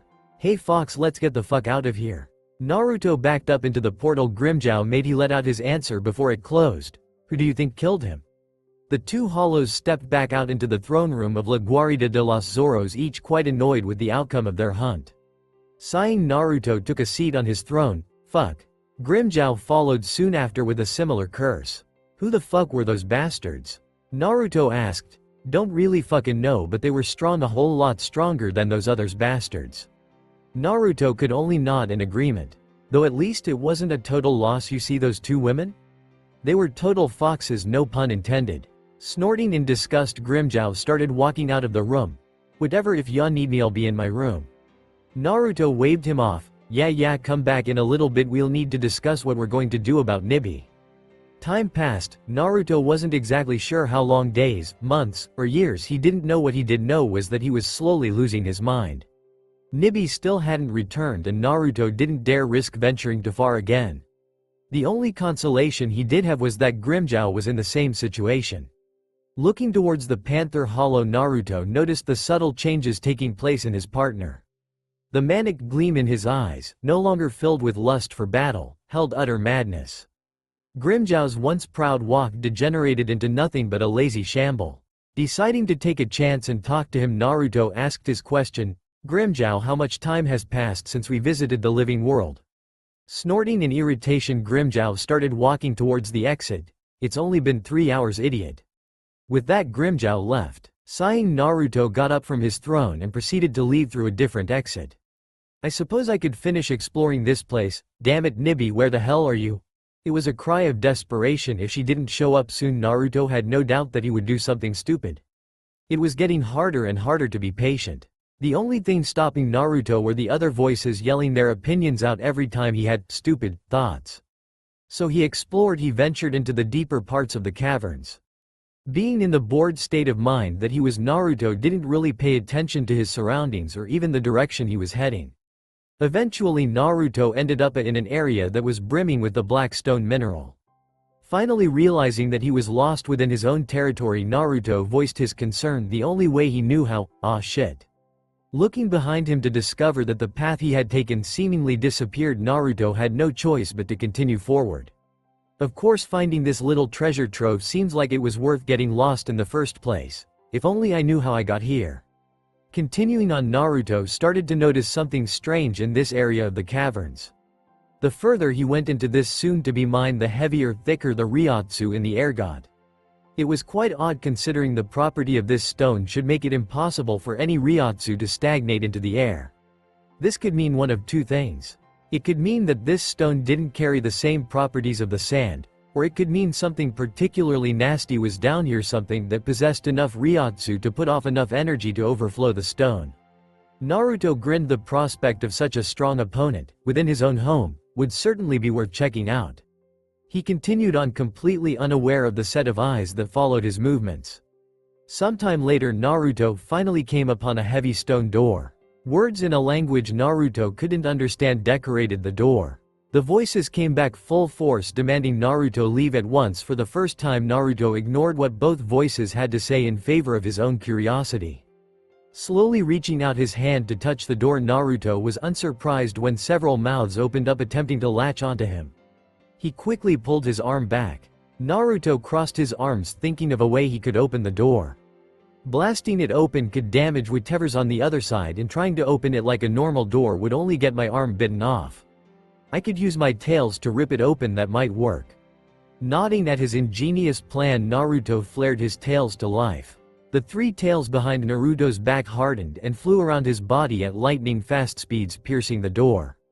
The mouths quickly sprung back to life, prompting Naruto to hurry with his task. Grunting, he ripped the door from its spot and flung it behind him as quickly as could. With that out of the way, Naruto waited as the dust cleared to find out what lay inside the room. What he saw was the last thing he expected to see. Inside the room lay innumerable eyes of all shapes and sizes looking at Naruto. Even the ground was overrun with the things. Naruto stuck his head in to find that the room was circular, quite big too, almost as big as the throne room. In the center of the room stood a figure wrapped in black chains, only enough to keep him from moving. The oddest part about the figure was the fact that he resembled a Shinigami with his eyes covered. This can't be right. He looks like a Shinigami, but he has a mask chunk on the side of his face, and he has a hole on his stomach.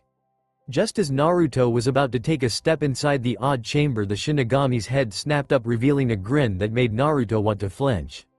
Greetings young Vasto Lord. The Shinigami's voice echoed throughout the chamber. Naruto nearly tripped from being surprised like that. The figure continued, and welcome to my domain. I have not had a visitor in over 2,000 years. If you prove to be entertaining, I may not kill you.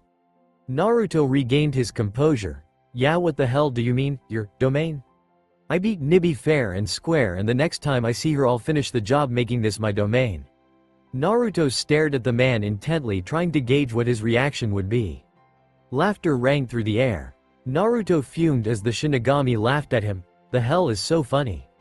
The Shinigami stopped laughing and looked at Naruto. You are. Defeating that weakling means nothing, you didn't even kill her. As we speak she hunts for an ally so she can plan a counterattack against you and that Grimmjow. Naruto's eyes widened at the Shinigami's statement. How the hell do you know that? The Fox Vasto Lord asked. I am El Emperador de Ojos and I see everything. Naruto looked at the Emperor of Eyes confused. Smirking, the Shinigami explained. These eyes allow me to see what any hollow, human, or Shinigami is seeing. After 2,000 years of imprisonment I had to find a way to see what was happening on the outside lest I go mad. Naruto just stared at him for a few moments before replying. Okay, you can see everything. So you a Shinigami or something? Ojos looked thoughtful for a moment. No one had ever asked that question before. After all, in Hueco Mundo it was about how strong you were, not what you were. He smirked a little considering his answer. I guess you could say that. I was actually a Vasto Lord like you. Then one day when I didn't think it was possible to become stronger, my mask crumbled under my spiritual pressure and reformed itself into a sword. Naruto nodded in understanding before asking his next question. Okay, I understand that, but what the hell you doing chained up down here in my new mine? Ojos tilted his head to the side, trying to come up with a response that didn't end up with him murdering the Vasto Lord in front of him, if only for the sake of manners. Listen up boy, the only reason you aren't dead yet is because I haven't talked to anyone in 2,000 years, so you better learn some damn manners. Anyway, the reason why I ended up here is a rather interesting story, so sit down, be quiet and save your questions till after. It all started 2,000 years ago. I was very similar to you in all respects. I was new, I had raw power, and I wanted respect, and just like you I even took on a lackey. Unlike you, however, my lackey had more ambitions than just kicking the shit out of everything that moved. He wanted to conquer the Seirei or destroy it trying. Ojos stopped and let out a chuckle. And me being the oblivious hollow I was, never suspected Arturo would betray me until it was too late. I didn't go down without a fight, though. No, we waged a battle the likes of which Hueco Mundo hasn't seen for days on end. Then finally he cornered me in these dunes and his plan was put into effect. I was ambushed by my own men and chained and brought down here to this chamber made specifically for me. Naruto snorted. What do you think, I'm lying? You felt the residual Ryotsu yourself. Anyway, after locking me in here I asked why he didn't just kill me. You know what he had the audacity to tell me? He said that he wouldn't kill me because I wasn't worth the effort. Ojos let out a sigh. I never understood why he said that. It seems more troublesome to set up something like this chamber. Naruto tilted his head to the side. Who the hell is Arturo? Ojos grinned a little. Arturo Platito, he's another Vasto Lord whose mask crumbled under his own power. The fool attempted to take on Seirei and failed. Now he's sealed under the Sokyoku. Hey, now I have to decide what to do with you. Naruto tensed as he heard the last phrase. So what? You wanna fight then? Ojos threw his head back and laughed. Come now boy, you truly don't stand a chance now that you're so close to me. It's quite simple really. I don't have access to my own Ryotsu since I'm constantly being drained. However, that doesn't mean I can't focus all the Ryotsu in the air. That's when Naruto started noticing something strange about the eyes. They started to change color rapidly before a blood-red sphere started forming in front of all of them. Ah shit. It was the most intelligent thought that Naruto could get into words at the moment. Shit indeed boy, now here is what you're going to do. You're going to let me out of here, and in return I won't kill you or your partner. In fact, all I want to do is see how far you go before you stop. Naruto looked unsteadily considering Ojos' offer. And if I refuse? Naruto's response caused Ojos to grin. Then there won't be anything left of you. Naruto growled a little. TCH, fine, what the hell do y'all want me to do then? Ojos looked delighted at Naruto's response. Delightful, it's not that hard really, you just need to find a Vasto Lord to take my place here. Since these chains are unbreakable. Oh, and don't even think about trying to backstab me because I have eyes everywhere. Cursing, Naruto turned around and proceeded to leave. Tch, fine then, bastard. Making his back to the cavern area was much easier. Getting back to the throne room, Naruto passed by Grimmjow, who was finishing off the remains of a hollow, and took a seat. Hey Grimmjow, hearing an HN in response, Naruto continued. Were you aware that there was an Arrancar imprisoned here? Hearing Grimmjow begin to choke on his meal gave Naruto the impression that he didn't. What the fuck, you serious? Naruto nodded his, yeah, the bastard called himself El Emperador de Ojos. Hearing the name, Grimmjow almost jumped up and got the hell out of there, only restraining himself because he didn't wish to appear weak. You fucking sure this guy said he was El Emperador de Ojos? You're not fucking around, right? Naruto nodded his head. Motherfucker, that guy is only supposed to be a legend. Shit, we need to get the fuck out of here. Naruto sighed at Grimmjow's reaction. Really Grimmjow, you need to calm the hell down. Let me explain the situation to you. Firstly, he's probably watching this right now. Secondly, I made a deal to let him out of his prison and I always keep my word. And thirdly, we couldn't leave and make it out of here alive anyway. Stopping his ranting, Grimmjow looked at Naruto like he was crazy and spoke in a voice so quiet you wouldn't hear it unless there was no other sound. Listen here. That Ojos guy was said to be the strongest hollow that ever existed. He was supposed to have been killed by Arturo Platito. What the fuck he's doing alive is beyond me, but if you think for a second that I'm gonna stay here now, you're fucking crazy. In a conundrum, Naruto tried finding the best way to explain things to Grimmjow without killing him. Listen up, Panther, the reason we can't leave is because I think that guy Ojos can control the sand somehow. With it he can actually channel the stagnate Ryotsu in the air where he's at and blast the hell out of us. Now you can try and make a break for it, but personally I'm gonna help him and maybe he'll be kind enough not to kill us anyway. Besides, he didn't seem like too bad a guy. Before Naruto could retort, a mass of black sand fell from above them, forming a pile. A familiar eye opened up and started forming a blood-red sphere. Grimmjow saw this and replied much the same way Naruto did, "Ah shit." Naruto chuckled a bit before responding, "That's what I said." The Panther Hollow focused back at the fox he agreed to join. "How is it that I get into all these weird, bizarre, and fucked up situations when I hang out with you?" Naruto shrugged at the statement. "Just lucky, I guess. Anyway, Panther, we need to find another Vasto Lord." Grimmjow scoffed at Naruto. "Oh yeah, and where the hell do we find that? They don't just grow on damn trees. I've been telling you we were lucky I even knew about the damn cat." It was a problem that Naruto hadn't solved yet. It appears that Ojos gave me quite the task. If that's the case, then that bastard has to pull his own weight. "We're going, Grimmjow." Naruto rose from his seat and started walking off. Grimmjow stopped his ranting and watched Naruto's retreating form. "And where the fuck are we going, Fox?" Naruto stopped and looked over his shoulder. The twinkle in his eyes told Grimmjow he wasn't going to like what he said. "Well, we're going to talk to Ojos, of course." Naruto couldn't help himself. The sight of Grimmjow with his face trying to look like a fish was priceless. "So you coming, or are ya just a big ol' scaredy cat?" Naruto chuckled as Grimmjow started cursing him before walking again, Grimmjow not far behind. As Naruto and Grimmjow made their way through Naruto's mind, several eyes would grow out of the stone to watch them as they passed. It was exceptionally hard not to flinch every time and would pop of a wall they walked too close to. Naruto stopped his companion as they neared the open chamber. "Alright Grimmjow, listen up, I don't know much about this guy except what he told me, but what I gathered, he's a stickler on manners. Don't ask why I don't know, so try not to offend him." Grimmjow grunted and nodded his head. The two hollows walked into the circular chamber and stared at Ojos chained in the middle. It appeared that Ojos wasn't paying attention, or if he was aware of their presence, didn't care. "Yo Ojos, if you want me and Grimmjow here to help ya out, you're going to have find us a Vasto Lord." Naruto waited for Ojos to reply. Finally showing signs of movement, Ojos cracked his neck. "Hey, I wondered when you'd come back and ask that. It doesn't look like I have a choice anyway." "Alright then, listen up. There's two Vasto Lords on the way here now.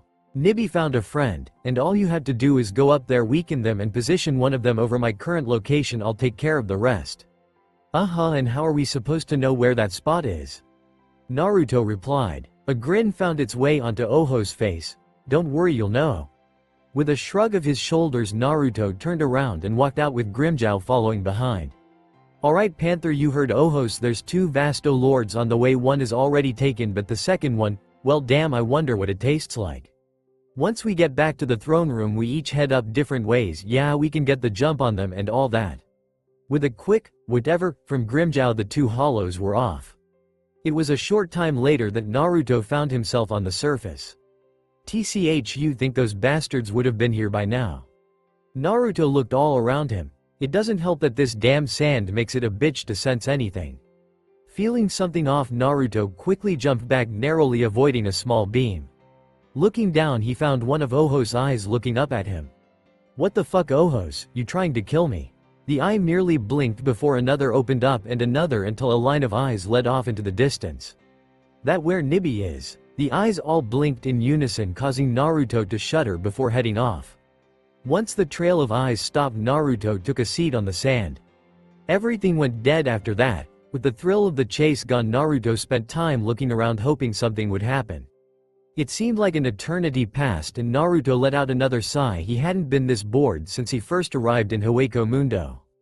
What the fuck is taking so long? Squeaky wheel again, EH? Naruto jumped back as a Sero blast decimated the spot he was occupying. Nibby, finally decide to come back, EH? TCH, took you long enough. Naruto said as he stared across at Nibby and another hollow Naruto had never seen before. It wasn't as flashy as the first time she showed up, but it was effective nonetheless, at least in her opinion. Now Nibby had Naruto outnumbered and it didn't matter whether or not he was more powerful than her at this point. It had taken a silver tongue and many promises that she had no intention of fulfilling, but Nibby managed to convince another Vasto Lord to aid her in taking back her territory. Of course she didn't know his name at the moment, it was only technicality that could be overlooked as they dealt with Kyuubi.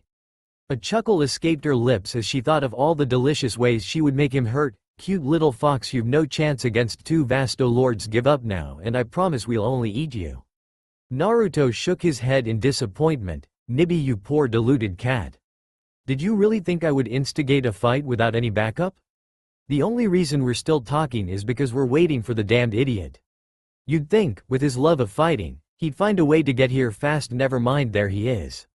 Sand exploded as Grimmjow crashed into the ground. Coughing and sneezing, Grimmjow quickly shook the sand off his body.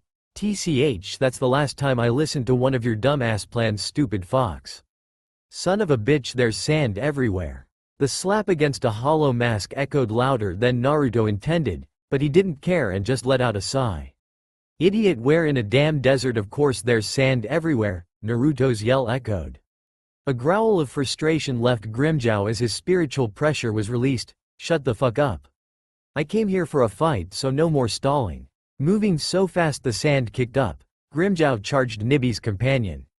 Nibby's companion was a new Vasto Lord. He didn't have the raw power others did. In fact, many who heard of him wondered how he even reached that level. The fact of the matter was, he didn't. The process he went through was ancient and forgotten, used only by hollows so desperate for power they didn't care of the consequences. It involved fusing an untold amount of spirit particles, from the essence of Hueco Mundo itself, to the hollow's body. The problem was most hollows' bodies couldn't adapt to the raw power infused to them. This left them in a state between a Jukas and Vasto Lord. Most who used it were the lowest of the low, and most high-powered hollows didn't bother with it, preferring to find their own claim to Vasto Lord status. It also didn't help that this was the Vasto Lord's first real battle against others who matched him in power, and it led to the critical mistake of him freezing when he saw true Jukas rushing him with the fury of the 4 horsemen. The resulting impact created a sound thunder would envy and launched the 2 hollows into the distance, leaving Naruto and Nibby to themselves. The look of surprise and lowering of guard was all the invitation Naruto needed to attack. As quick as lightning, Naruto appeared in front of Nibby, hands poised to deliver a hammer blow to the much smaller hollow head. Coming out of her stupor too late to dodge, she raised her arms up in an attempt to dodge. The sickening sound of bone crashing against bone sung through the desert as Nibby was being crushed into the ground. Silently overjoyed that the sand absorbed most of the blow, Nibby went on the counterattack. Like a light within darkness, Nibby's body started to glow. At first it was a tingly sensation for Naruto, but soon Nibby's body was fully engulfed in flames, causing the fox hollow to jump back in pain. She cackled madly before walking slowly towards her opponent. Do you remember our previous battle, Kyuubi? I've improved since then. My flames can now take on properties that you couldn't even dream of. Do you wish to see my new power? She raised her hand, causing the flames on her body to focus at her palm. Naruto could feel the heat from where he was. It was getting so intense that the sand around Nibi started turning to glass. The flame changed color to black before being released at high speeds toward Naruto. Dodging was the only option Naruto could think of at the moment. Without knowing what the fire did, he wouldn't risk trying to counter the attack. He jumped straight up. The chuckle that left Nibi's mouth was all Naruto needed to know that he made a mistake. Changing direction, the flames chased Naruto, intent on devouring him within their power. Her chuckling long since given way to mad laughter. Nibi watched as Naruto was engulfed within the black. The scream of absolute agony that was heard from the flames was a symphony of the highest class to Nibi. The manic grin that Nibi, miraculously, had threatened to break her mask in two as she watched the burned body of Naruto fall from the air. She giddily skipped her way towards the fox hollow, intent on taking her prize. Reaching the body, she knelt down, humming a tune while doing so, and pondered the best way to devour him. Closing her eyes to get a better mental picture was all the time Naruto needed. Snapping out his hand, Naruto was able to grab hold of Nibi's ankle in a vice-like grip. As Nibi struggled to free herself, Naruto chuckled. I'll admit the fire caught me off guard, but now that I know it can change direction, it won't work again. Before she had a chance to reply, Nibi felt her flesh pierced by Naruto's three tails. And one last thing, my name isn't Kyuubi. Releasing her ankle, Naruto dug his hands into the sand and tackled into Nibi, forcing her to the ground. Seizing the advantage, Naruto got on top of her in a straddling position and let his fists fly. The sound of thunder rang out every time one of Naruto's fists impacted Nibi's mask. The sand started to give way as Nibi's head was driven further and further into the ground. Bringing his fist back, Naruto put all the power he had behind his final blow. Nibi had to do something, and had to do it now. All she needed was a moment to concentrate. It didn't help matters that every time she tried to form a thought, her head was smashed with a sledgehammer. Finally the barrage stopped and Nibi seized her chance. Her body lit up in brilliant black flames. The flames licked Naruto's body, causing a scream of agony to leave his mouth. He quickly jumped off of Nibi's body, rolling on the ground, desperately trying to put the flames out. The flames seared his flesh and started to spread. Desperate, Naruto flared his Ryotsu in hopes of extinguishing his agony. Nibi had been trying to regain her composure when she felt it. The last time Nibi had felt a power so great was when she battled Kyuubi last. Hastily she turned to her adversary, hoping beyond hope that he didn't access his full power yet. What she saw rattled her. Naruto's Ryotsu was literally pouring off him, bathing the sands in a red light.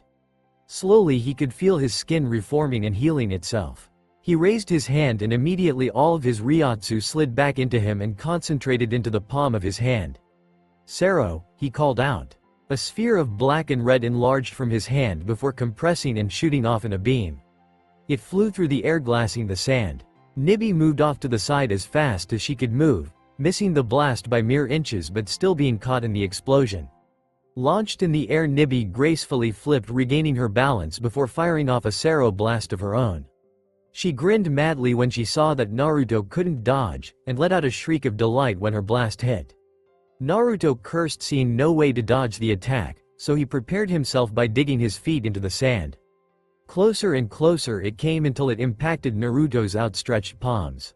Naruto clashed with Nibi's Sero blast, each trying to overpower the other. Nibi snarled at the scene and raised her arm, pointing her palm at Naruto. "Don't think it'll be that easy, Kyuubi." A familiar flame focused into Nibi's palm before it shot off towards Naruto. Distracted with the task of killing her nemesis, Nibi never noticed the eye that opened in the sand beneath her. His vision cut off due to the brightness of the Sero blast. Naruto was still able to hear what Nibi had said. Shit. Naruto had put all of his strength into one final push and was able to root the blast off to his left. Quickly, Naruto returned his attention to Nibi, only to have his breath hitch in his throat at what he saw. The black flames forming around Nibi's hands looked even more ferocious now, and it didn't help much that the ball of flame was bigger than Nibi's body. "Need to make this." What the hell? Naruto's thought was cut short as a thin beam shot up from the sand, taking off Nibi's arm and disrupting the flames. He looked down, almost certain what happened, and spotted the remains of a glowing eye before it was swallowed up by sand. Fucking Ohos, this is my damn fight, stay out of it. Of course Naruto only said this to save face. It wouldn't do for him to admit he was relieved for the help. Blurring from sight, Naruto reappeared in front of Nibi in less than an instant. Not even registering the look in Nibi's eyes, Naruto delivered a monstrous kick into her side, sending her crashing towards the ground. Blurring again, Naruto appeared on the ground, brought his arm back and let loose a thunderous punch connecting with her abdomen. Naruto watched as Nibi was sent flying across the sand, every back up every time she hit the ground. Taking slow steps toward Nibi, Naruto's Ryotsu started to heal him again. Where the hell do I need to take her? As if reading his mind, several eyes opened in the ground, forming a line to where Nibi was. He strained his eyes to see where exactly Nibi stopped moving and let out a sigh. Damn it, better get moving. He had broken into a fierce run, hoping that she didn't have enough time to heal. Naruto found her in quite a pitiful state. Her left arm was slowly growing back, but at its current rate didn't look like it would be finished for quite a while.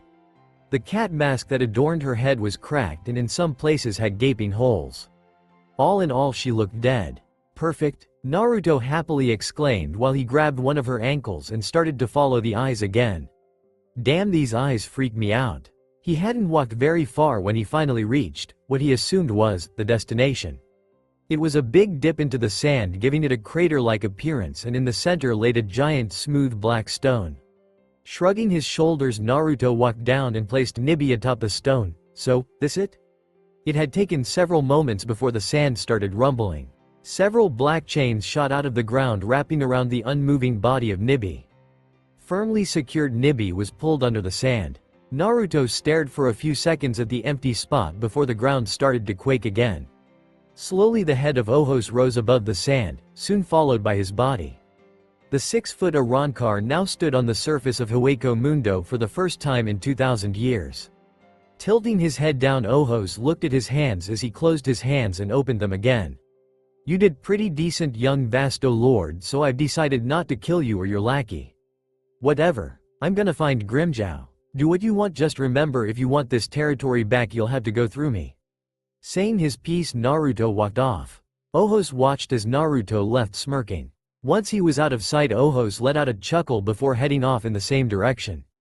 Grimmjow dodged another bala. It was pathetic really how this hollow was fighting. As it stood, Grimmjow started to wonder if this thing was really a Vasto Lord. That all you got? Your dissapointingme? Vasto Lord. Letting an indigent snort, Grimmjow mentally laughed at calling this weakling a Vasto Lord. After all, what kind of Vasto Lord wouldn't be able to put up a fight, especially against an Ijukas? Honestly, I haven't even gotten warmed up yet and you're already half dead. Spitting on the ground in disgust, Grimmjow began walking towards his opponent. I guess there's no helping it. Now in a run, Grimmjow intended to end his battle with one final move. When Naruto arrived, Grimmjow had already finished off his opponent, and was quickly devouring him. The grotesque sight of a hollow eating another hollow hadn't been something Naruto had grown accustomed to. When he did though, Naruto couldn't help but notice how vicious it was. It didn't look like it was done for pleasure, at least in Grimmjow's case, and the way the panther tore at the limbs made it clear to Naruto. It was for power, plain and simple. You wanted to climb up the ranks here, it was eat or be eaten, literally. Naruto never questioned it, he didn't have a reason to, and with a goal in mind he had convinced himself that he would do it through any means necessary. Yet now standing here watching his partner devour his enemy, he couldn't help but feel it was wrong somehow. The problem was, why didn't he think these thoughts when he was busy doing the same thing to that Shinigami or even the hollows he had eaten?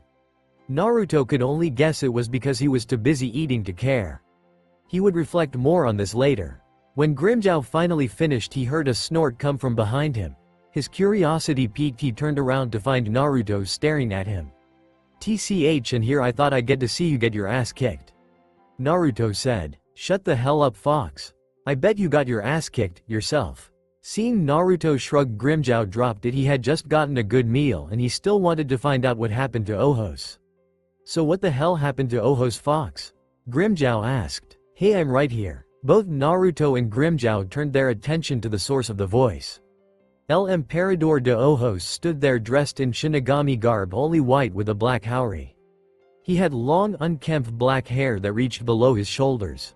A large Zanbatu was strapped to his back, and for the oddest reason it made Naruto think of a demon. The most disturbing thing about him though was his eyes. Instead of eyes they appeared to be black voids with a swirling white spiral in the center. I haven't had a good fight in over 2,000 years. I'm not expecting you boys to give it to me. But I think you'll be good for a warm-up. Don't worry, I won't kill you, you're both far too interesting for that. Just don't disappoint me too much. With the words said, El Emperador de Ojos charged. Confusion, panic, and desperation, all of these emotions passed through Naruto as Ojos charged.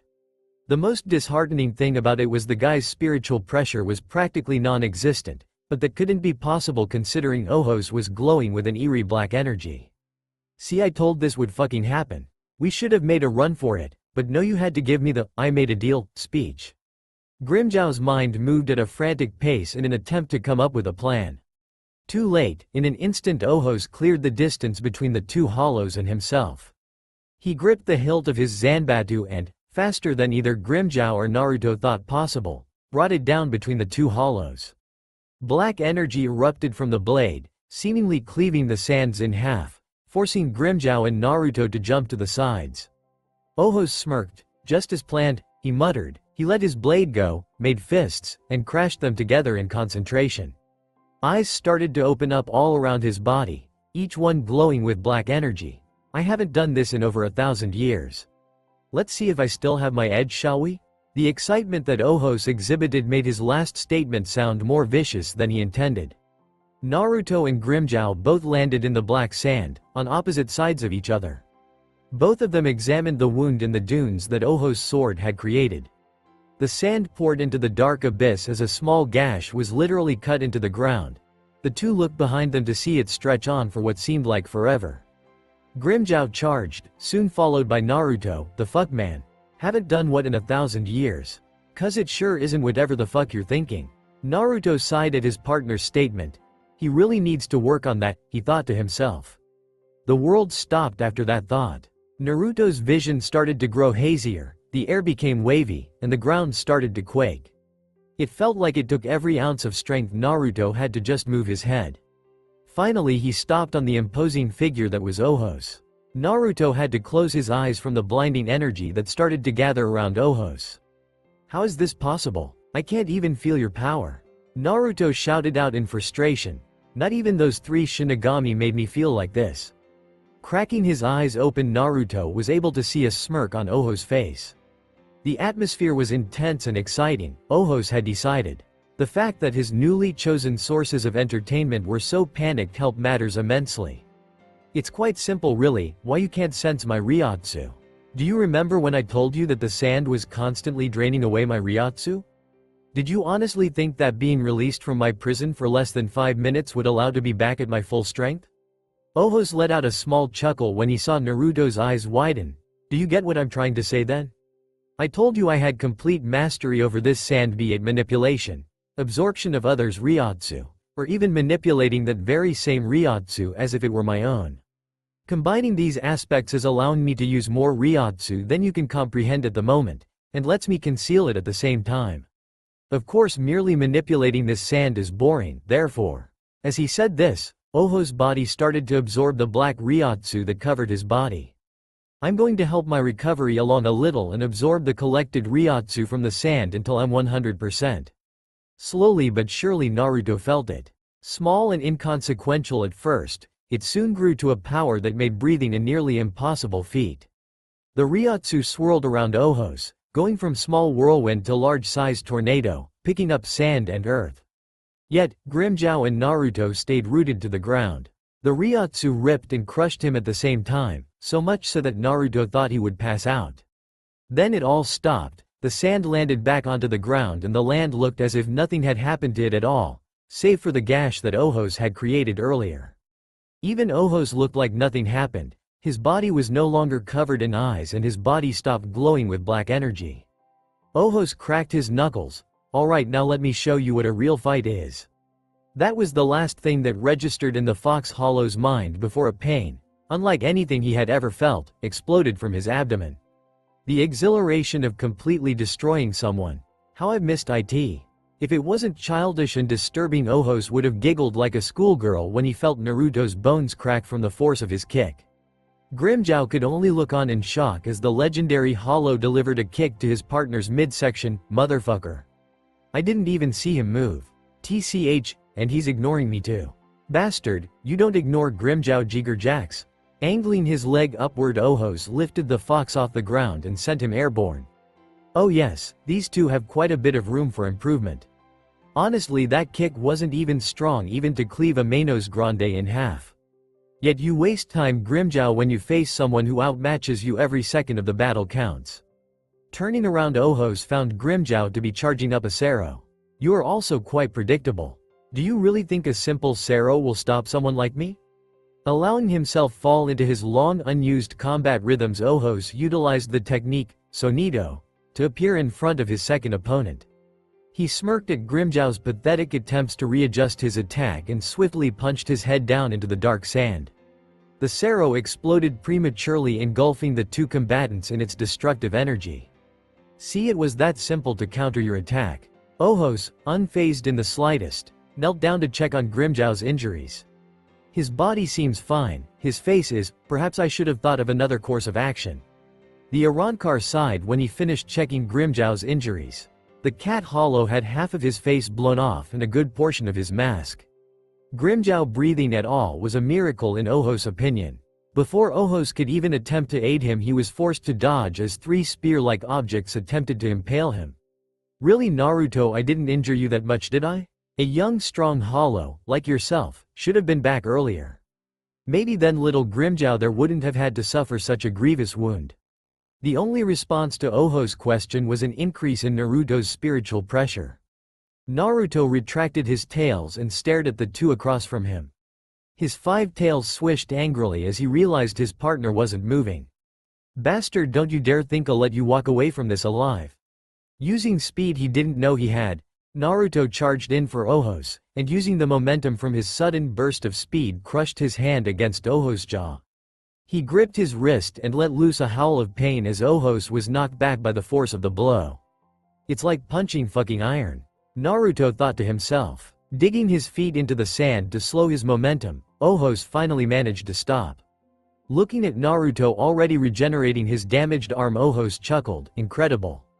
His Ryotsu grew again with the release of 2 more tails. His height decreased as his energy became more compressed, and he almost managed to break through my Hierro. The boy's potential is unbelievable, yet he's still holding back. Hey, but he still has a ways to go, better make sure he knows that. Bravo young Naruto, bravo. You almost made me feel that one. Though I must confess I was expecting you to at least make me bleed a bit, but alas, I feel I should make you aware of who you're dealing with. Using Sonido, Ohos appeared in front of Naruto before the Fox Hollow could react. He took hold of Naruto's arms, crushing his wrists. Naruto, let's see how far your regeneration has come along. Grinning manically, Ohos kicked Naruto viciously in the gut. An ear-splitting ripping sound accompanied as Naruto was again knocked away. Ohos looked at the arms he still held within his grasp, blood dripping from them. Naruto skipped along the surface from the sand, shouts of pain echoing in the desert. Finally stopping at the base of a dune, Naruto felt the full effects of his lost arms. The pain burned through his entire being. Finally, after a small delay, his red Ryotsu covered the bloody spot where his arm used to be. Slowly his arms began to regrow. Stupid bastard, it'll take a lot more than that to deal with me. Even as the words came out, Naruto's eyes betrayed the pain he was feeling. Ohos smiled a bit. Obviously you still need to work on your regeneration abilities, and Grimmjow still needs to work on his stealth capabilities. Grimmjow, undeterred, clamped his jaw down on Ohos' shoulder. Growling, he attempted to rip off a chunk of flesh.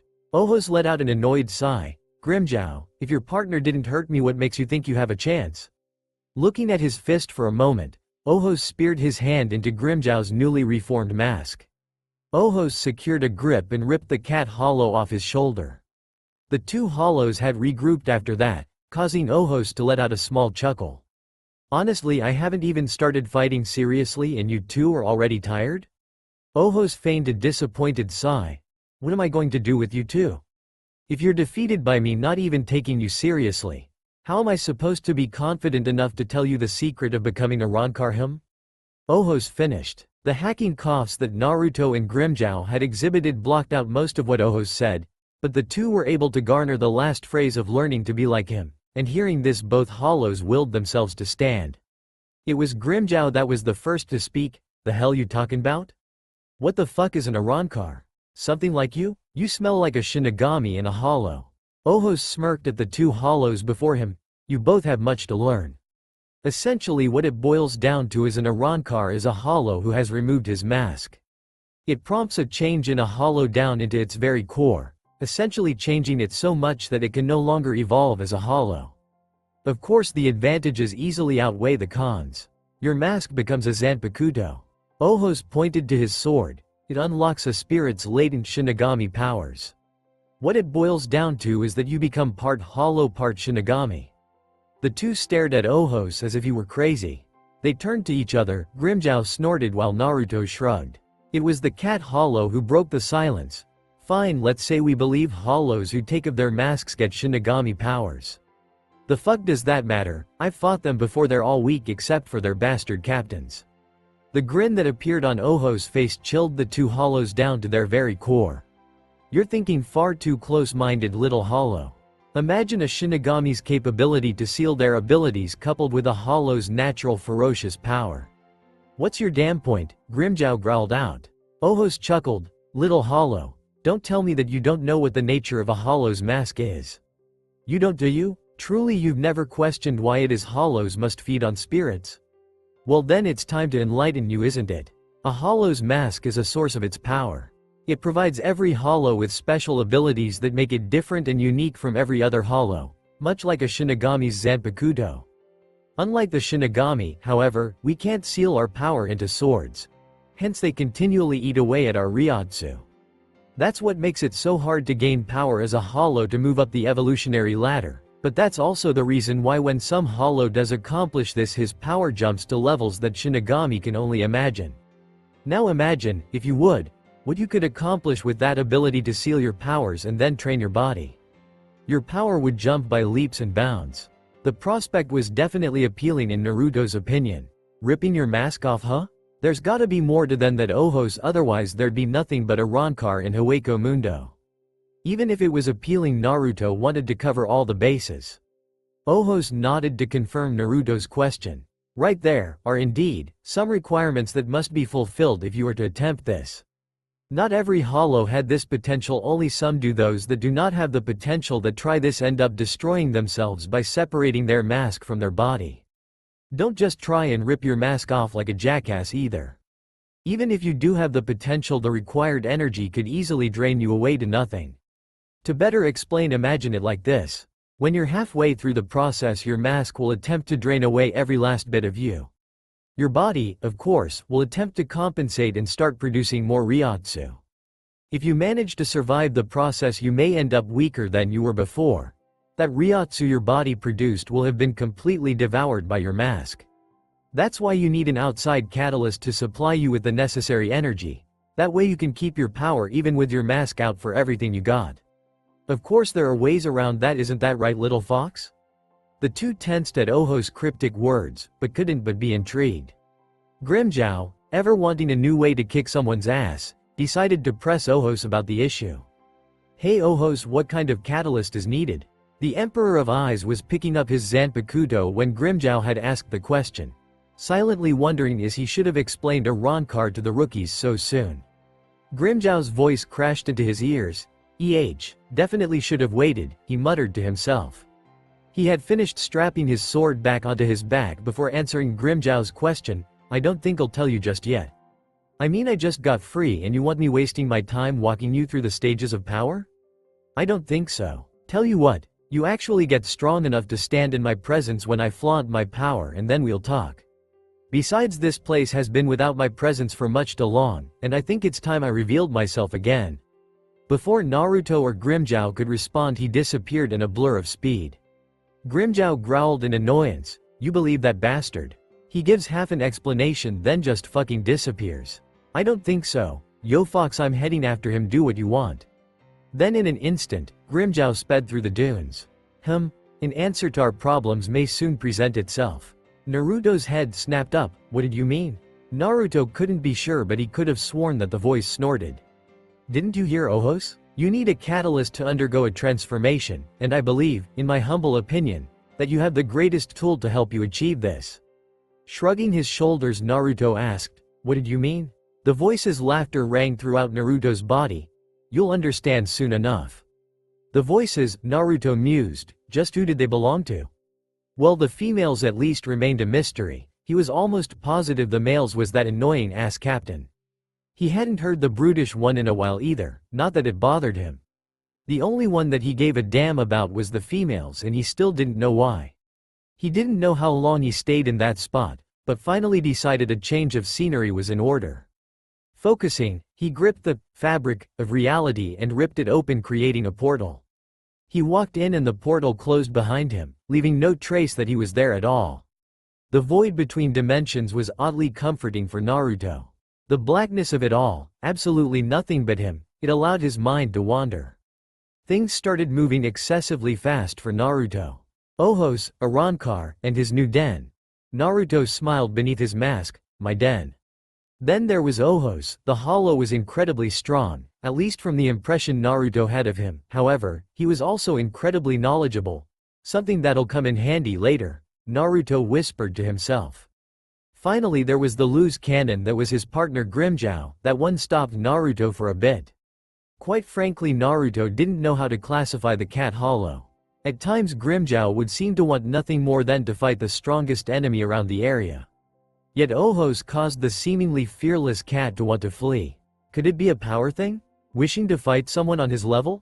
No, Grimmjow wouldn't want that, he'd fight regardless, but if that's the case that means that Ojos' power must be greater than what I felt.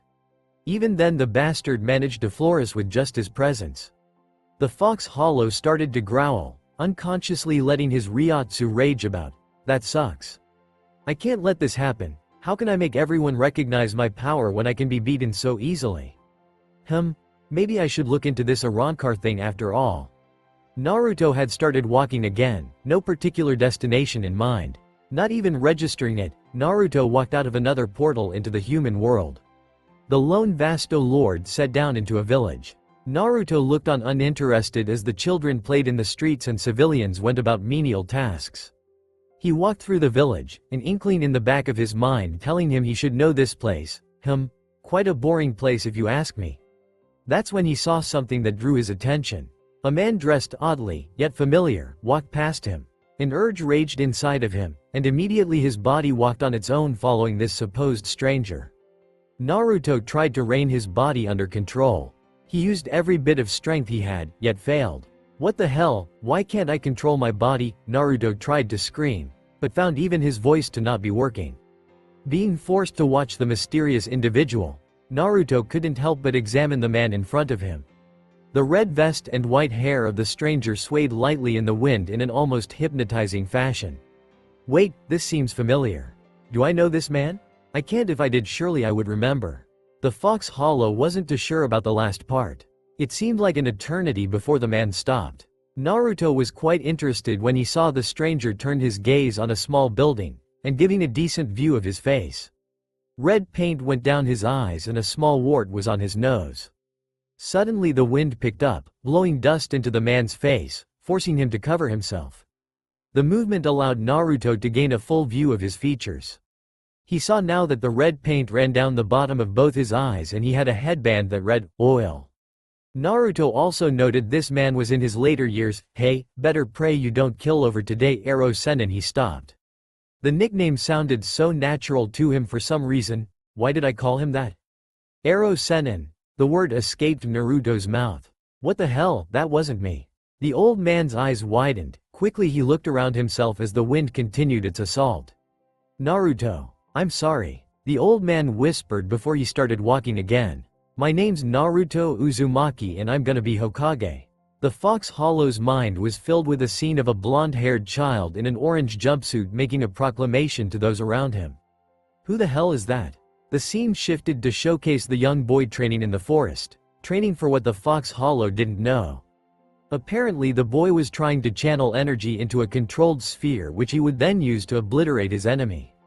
Shit, I didn't come here for this. This is my damn body and it'll take a whole lot more than some pathetic memories to slow me down. Using every last bit of willpower he had, Naruto attempted to regain control of his body. He just stood there not moving an inch, yet one look into his eyes and you would know something was wrong. The fact was another presence had made itself known in Naruto's being, and this one actually had enough will to affect him. Not only that, but this new presence apparently had knowledge about this place, and even had the audacity to force Naruto to witness its memories. Naruto started to feel it, the presence slowly losing its resolve to fight him for his body. He gave the presence no time to regroup itself and with a final burst managed to take back full control. Before moving on, Naruto made sure everything was working properly. He started to growl when he finished. Even now he could still feel the presence in the back of his mind. Look, I could really care less who you are, but next time you pull a stunt like that I'll destroy you. I don't care how far in my mind you do hide, and keep your pathetic memories to yourself. Naruto could only snort as he felt the presence exude a feeling of despair. Weakling, he muttered before he started off again.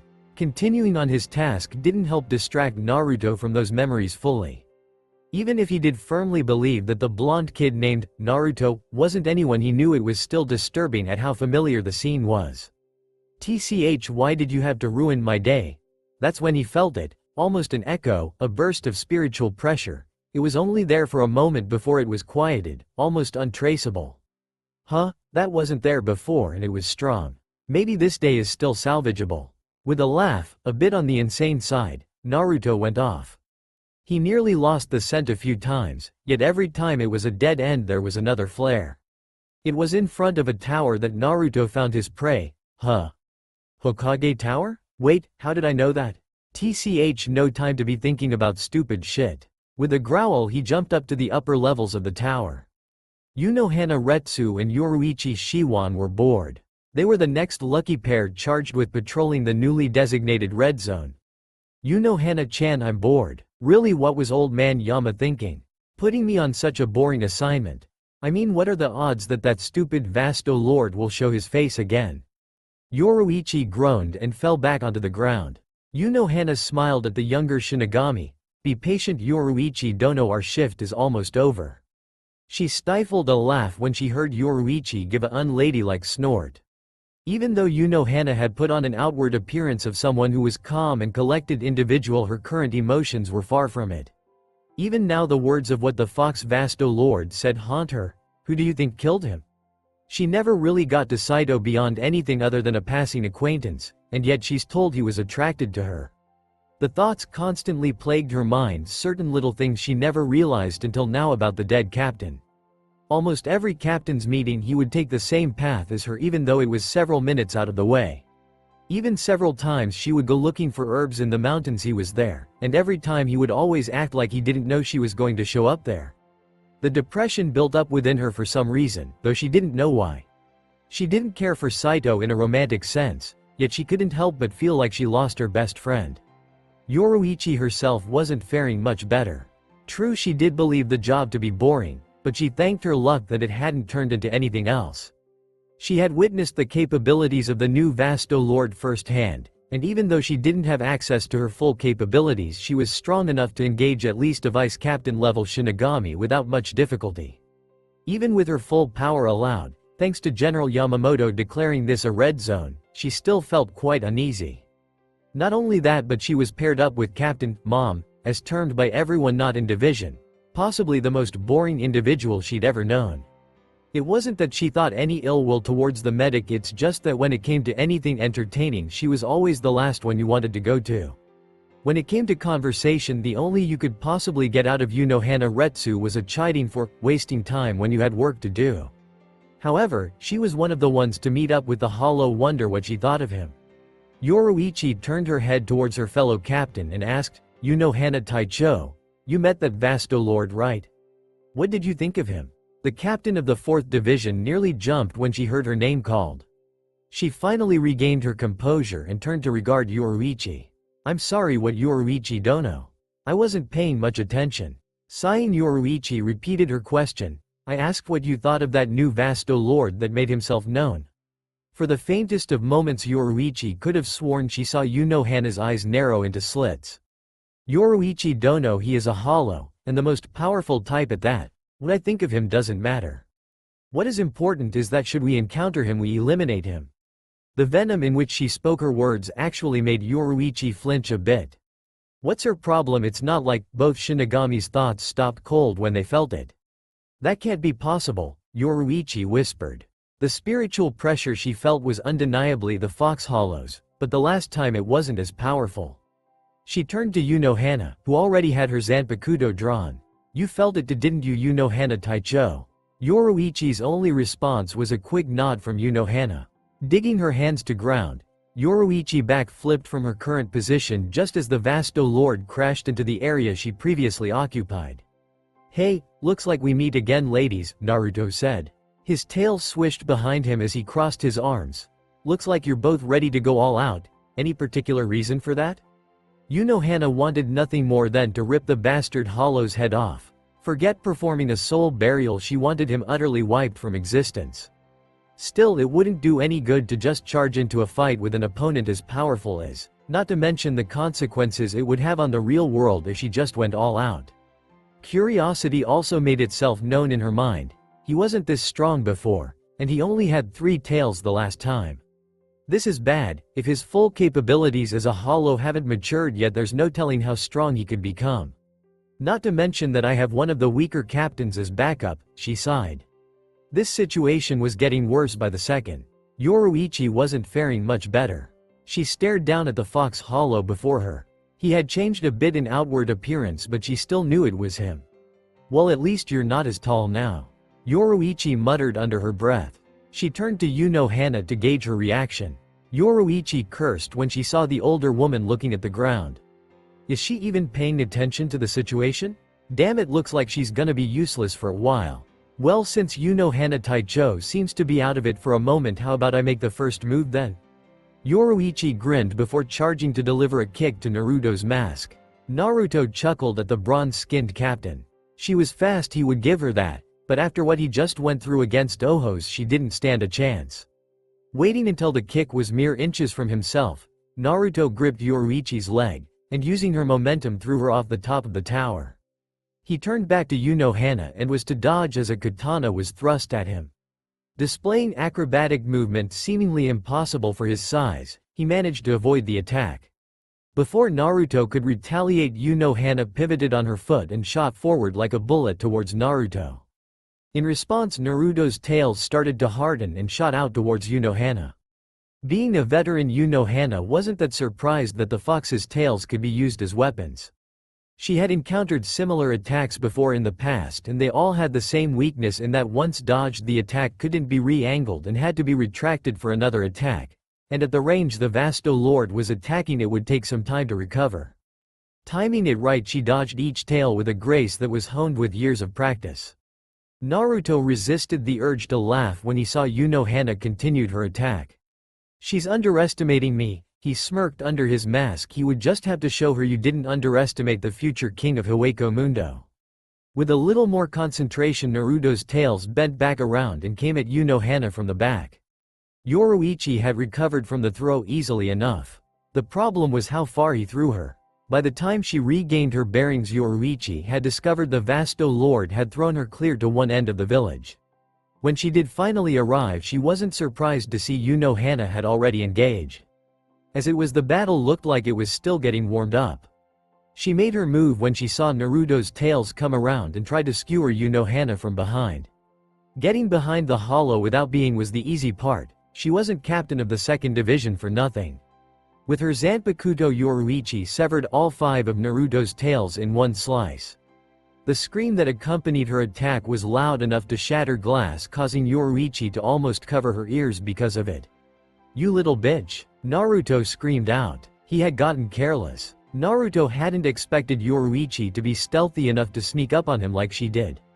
Blinded by his rage, Naruto made the mistake of taking his attention away from Hana and focusing on Yoruichi.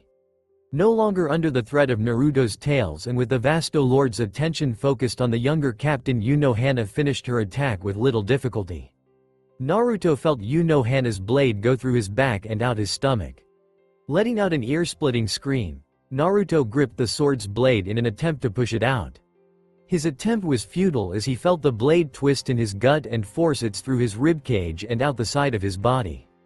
Naruto's blood stained the top of the tower as it erupted from him like a fountain. So blinded by the pain, he never noticed the axe kick aimed at his mask until it sent him through the roof. Naruto landed in a heap.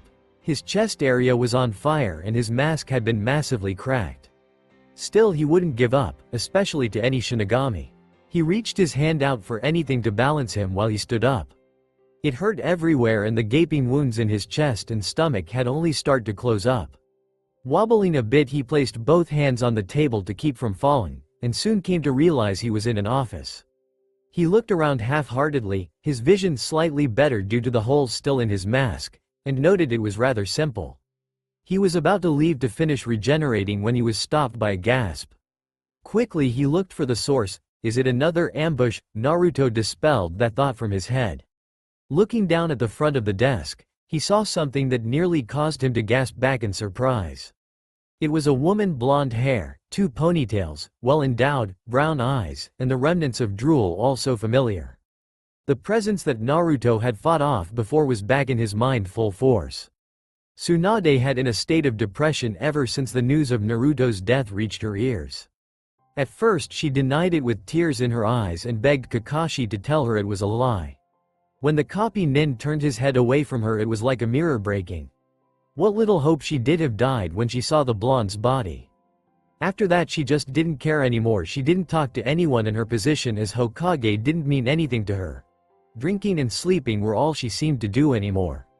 Tsunade just wanted her Naruto back. Now this monster stood in front of her desk, oozing with the essence of Kyuubi, with Naruto's face. It was either some sick joke or a monster. Yet there was still that small part of her that held out hope that somehow Naruto had survived. Still, she had to be sure this wasn't some kind of dream or attack.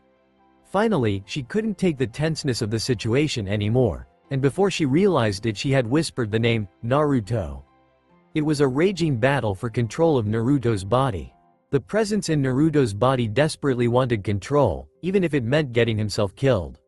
Naruto just couldn't have that. Fucking idiot. Stop it, there's 2 Shinigami on our asses that have no qualms with killing us. We can worry about this woman later, and besides, if we both die you'll never do whatever the hell it is you wanted to do to her. Naruto slowly felt full control returning to his body. He was rather curious how this female in front of him related to the foreign familiar presence in his body, but he still had some Shinigami he needed to pay back. Spiritual pressure flared, as if in answer to his thinking, making Naruto look up. 2 feet planted themselves firmly into Naruto's face. The wooden floor groaned in protest before giving way to the force of the pressure on it. The 2 fell through the tower. Any attempt made by Naruto to regain his bearings resulted in another savage kick. Shit, she won't let up, Naruto thought as another kick landed on his side. In a desperate attempt, Naruto lashed out with his arm. Yoruichi smirked. He's getting desperate? Maybe he's not as tough as we thought. With the skills honed as a master martial artist, Yoruichi wrapped her arms around Naruto's wrist and, twisting around Naruto's body, put her knees at the base of his shoulder. Using the leverage, Yoruichi pulled back on the Fox Hollow's arm until she heard an audible snap. Letting go of his arm, Yoruichi kicked off his back as he crashed into the bottom of the tower. From the healing tails to the broken arm, Naruto tried to find any part of his body that wasn't hurting. He tried to chuckle, instead only blood leaked from his mouth, as he slowly got to his feet. Shit, I'm getting fucked up pretty bad. Hey, almost as bad as that fight with Saito, except, this time it's a girl. TCH, speaking of girls, where the fuck is that voice? You'd think she'd be offering words of wisdom by now. Naruto stopped thinking as Red Ryotsu covered his body again, slowly closing his wounds and piecing back together his mask. Hey, you gotta love the fast healing Shinigami? Naruto said as he turned to see a smirking Yoruichi. Naruto let out a threatening growl. Seeing this Shinigami so smug made his blood boil. I'll admit you caught me off guard, but don't get too smug. I won't underestimate you again. Alright boy, Show her what you're capable of. Don't hold back anymore. Go forward and show them what they should fear. The voice made fueled Naruto's rage as something inside of him snapped. Every wound closed, every mask fragment reformed, and arms set back into place as Naruto's Ryotsu built up in a pillar of power that extended well above the tower, the village. The whole of Konoha felt it. A presence that hadn't been felt in 16 years. The one being that nearly destroyed their entire village. Civilians broke into chaos trying to escape the malicious feeling of dread that had overtaken them.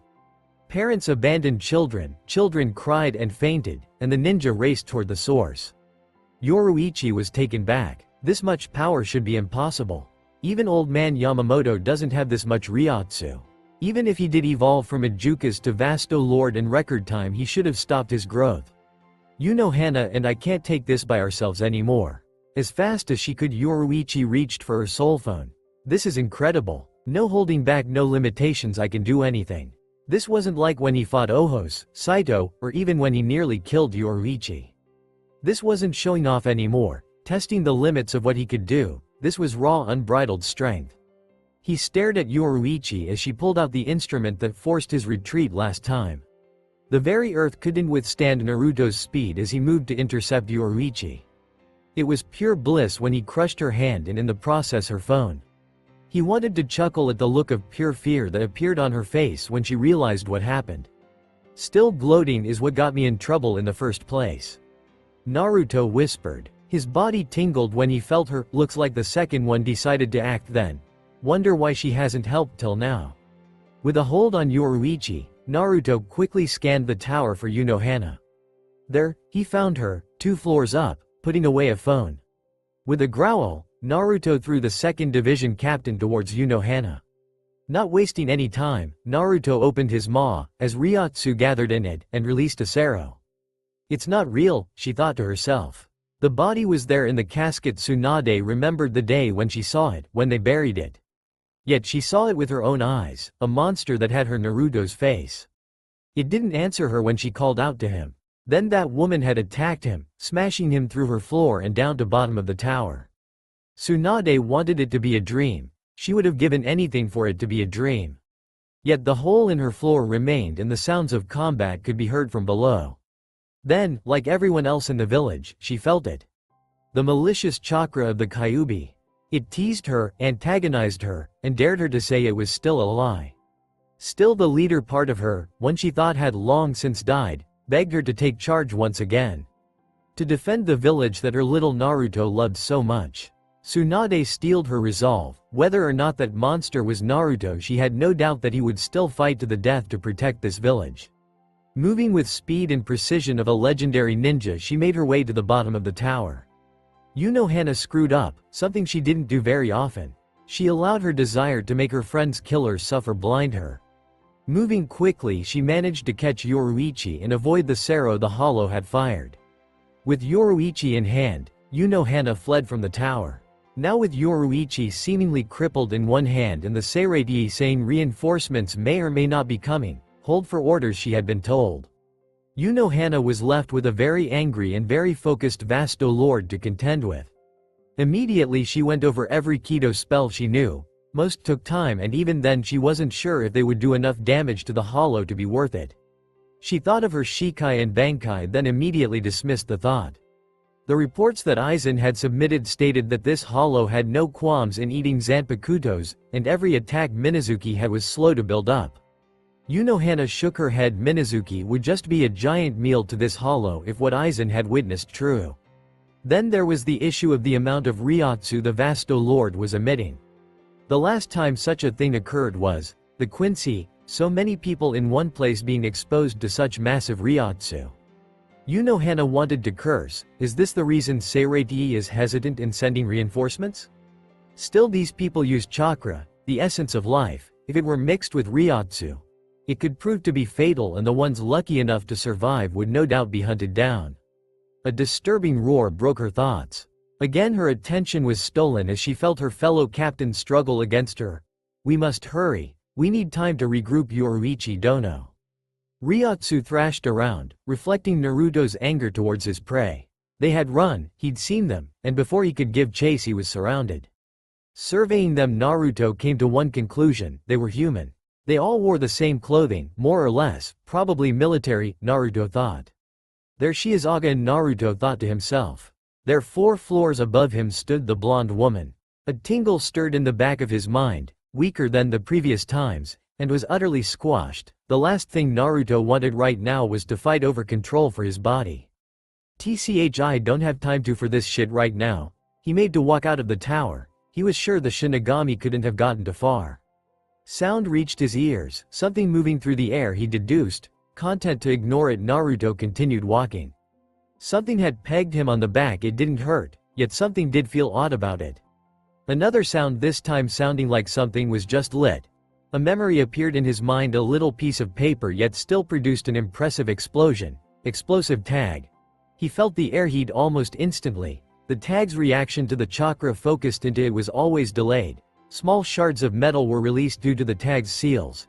Combined with the heat, this was devastating to living beings, and with its final release created an explosion, utilizing the nearby air as fuel, that engulfed the Fox Hollow and a good portion of the room.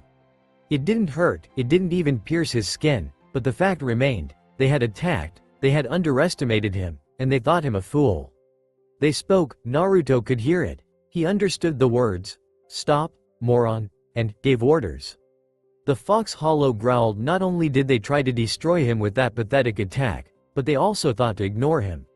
That tore it. If they wanted to die so badly, he would be happy to oblige. Naruto. That woman had said that name again. A roar tore its way from Naruto's throat. Instantly the chatter stopped. The tension was thick, everyone frozen from fear or anxious as to who would make the next move. Naruto ate it up. The intoxicating fear the humans let off in waves.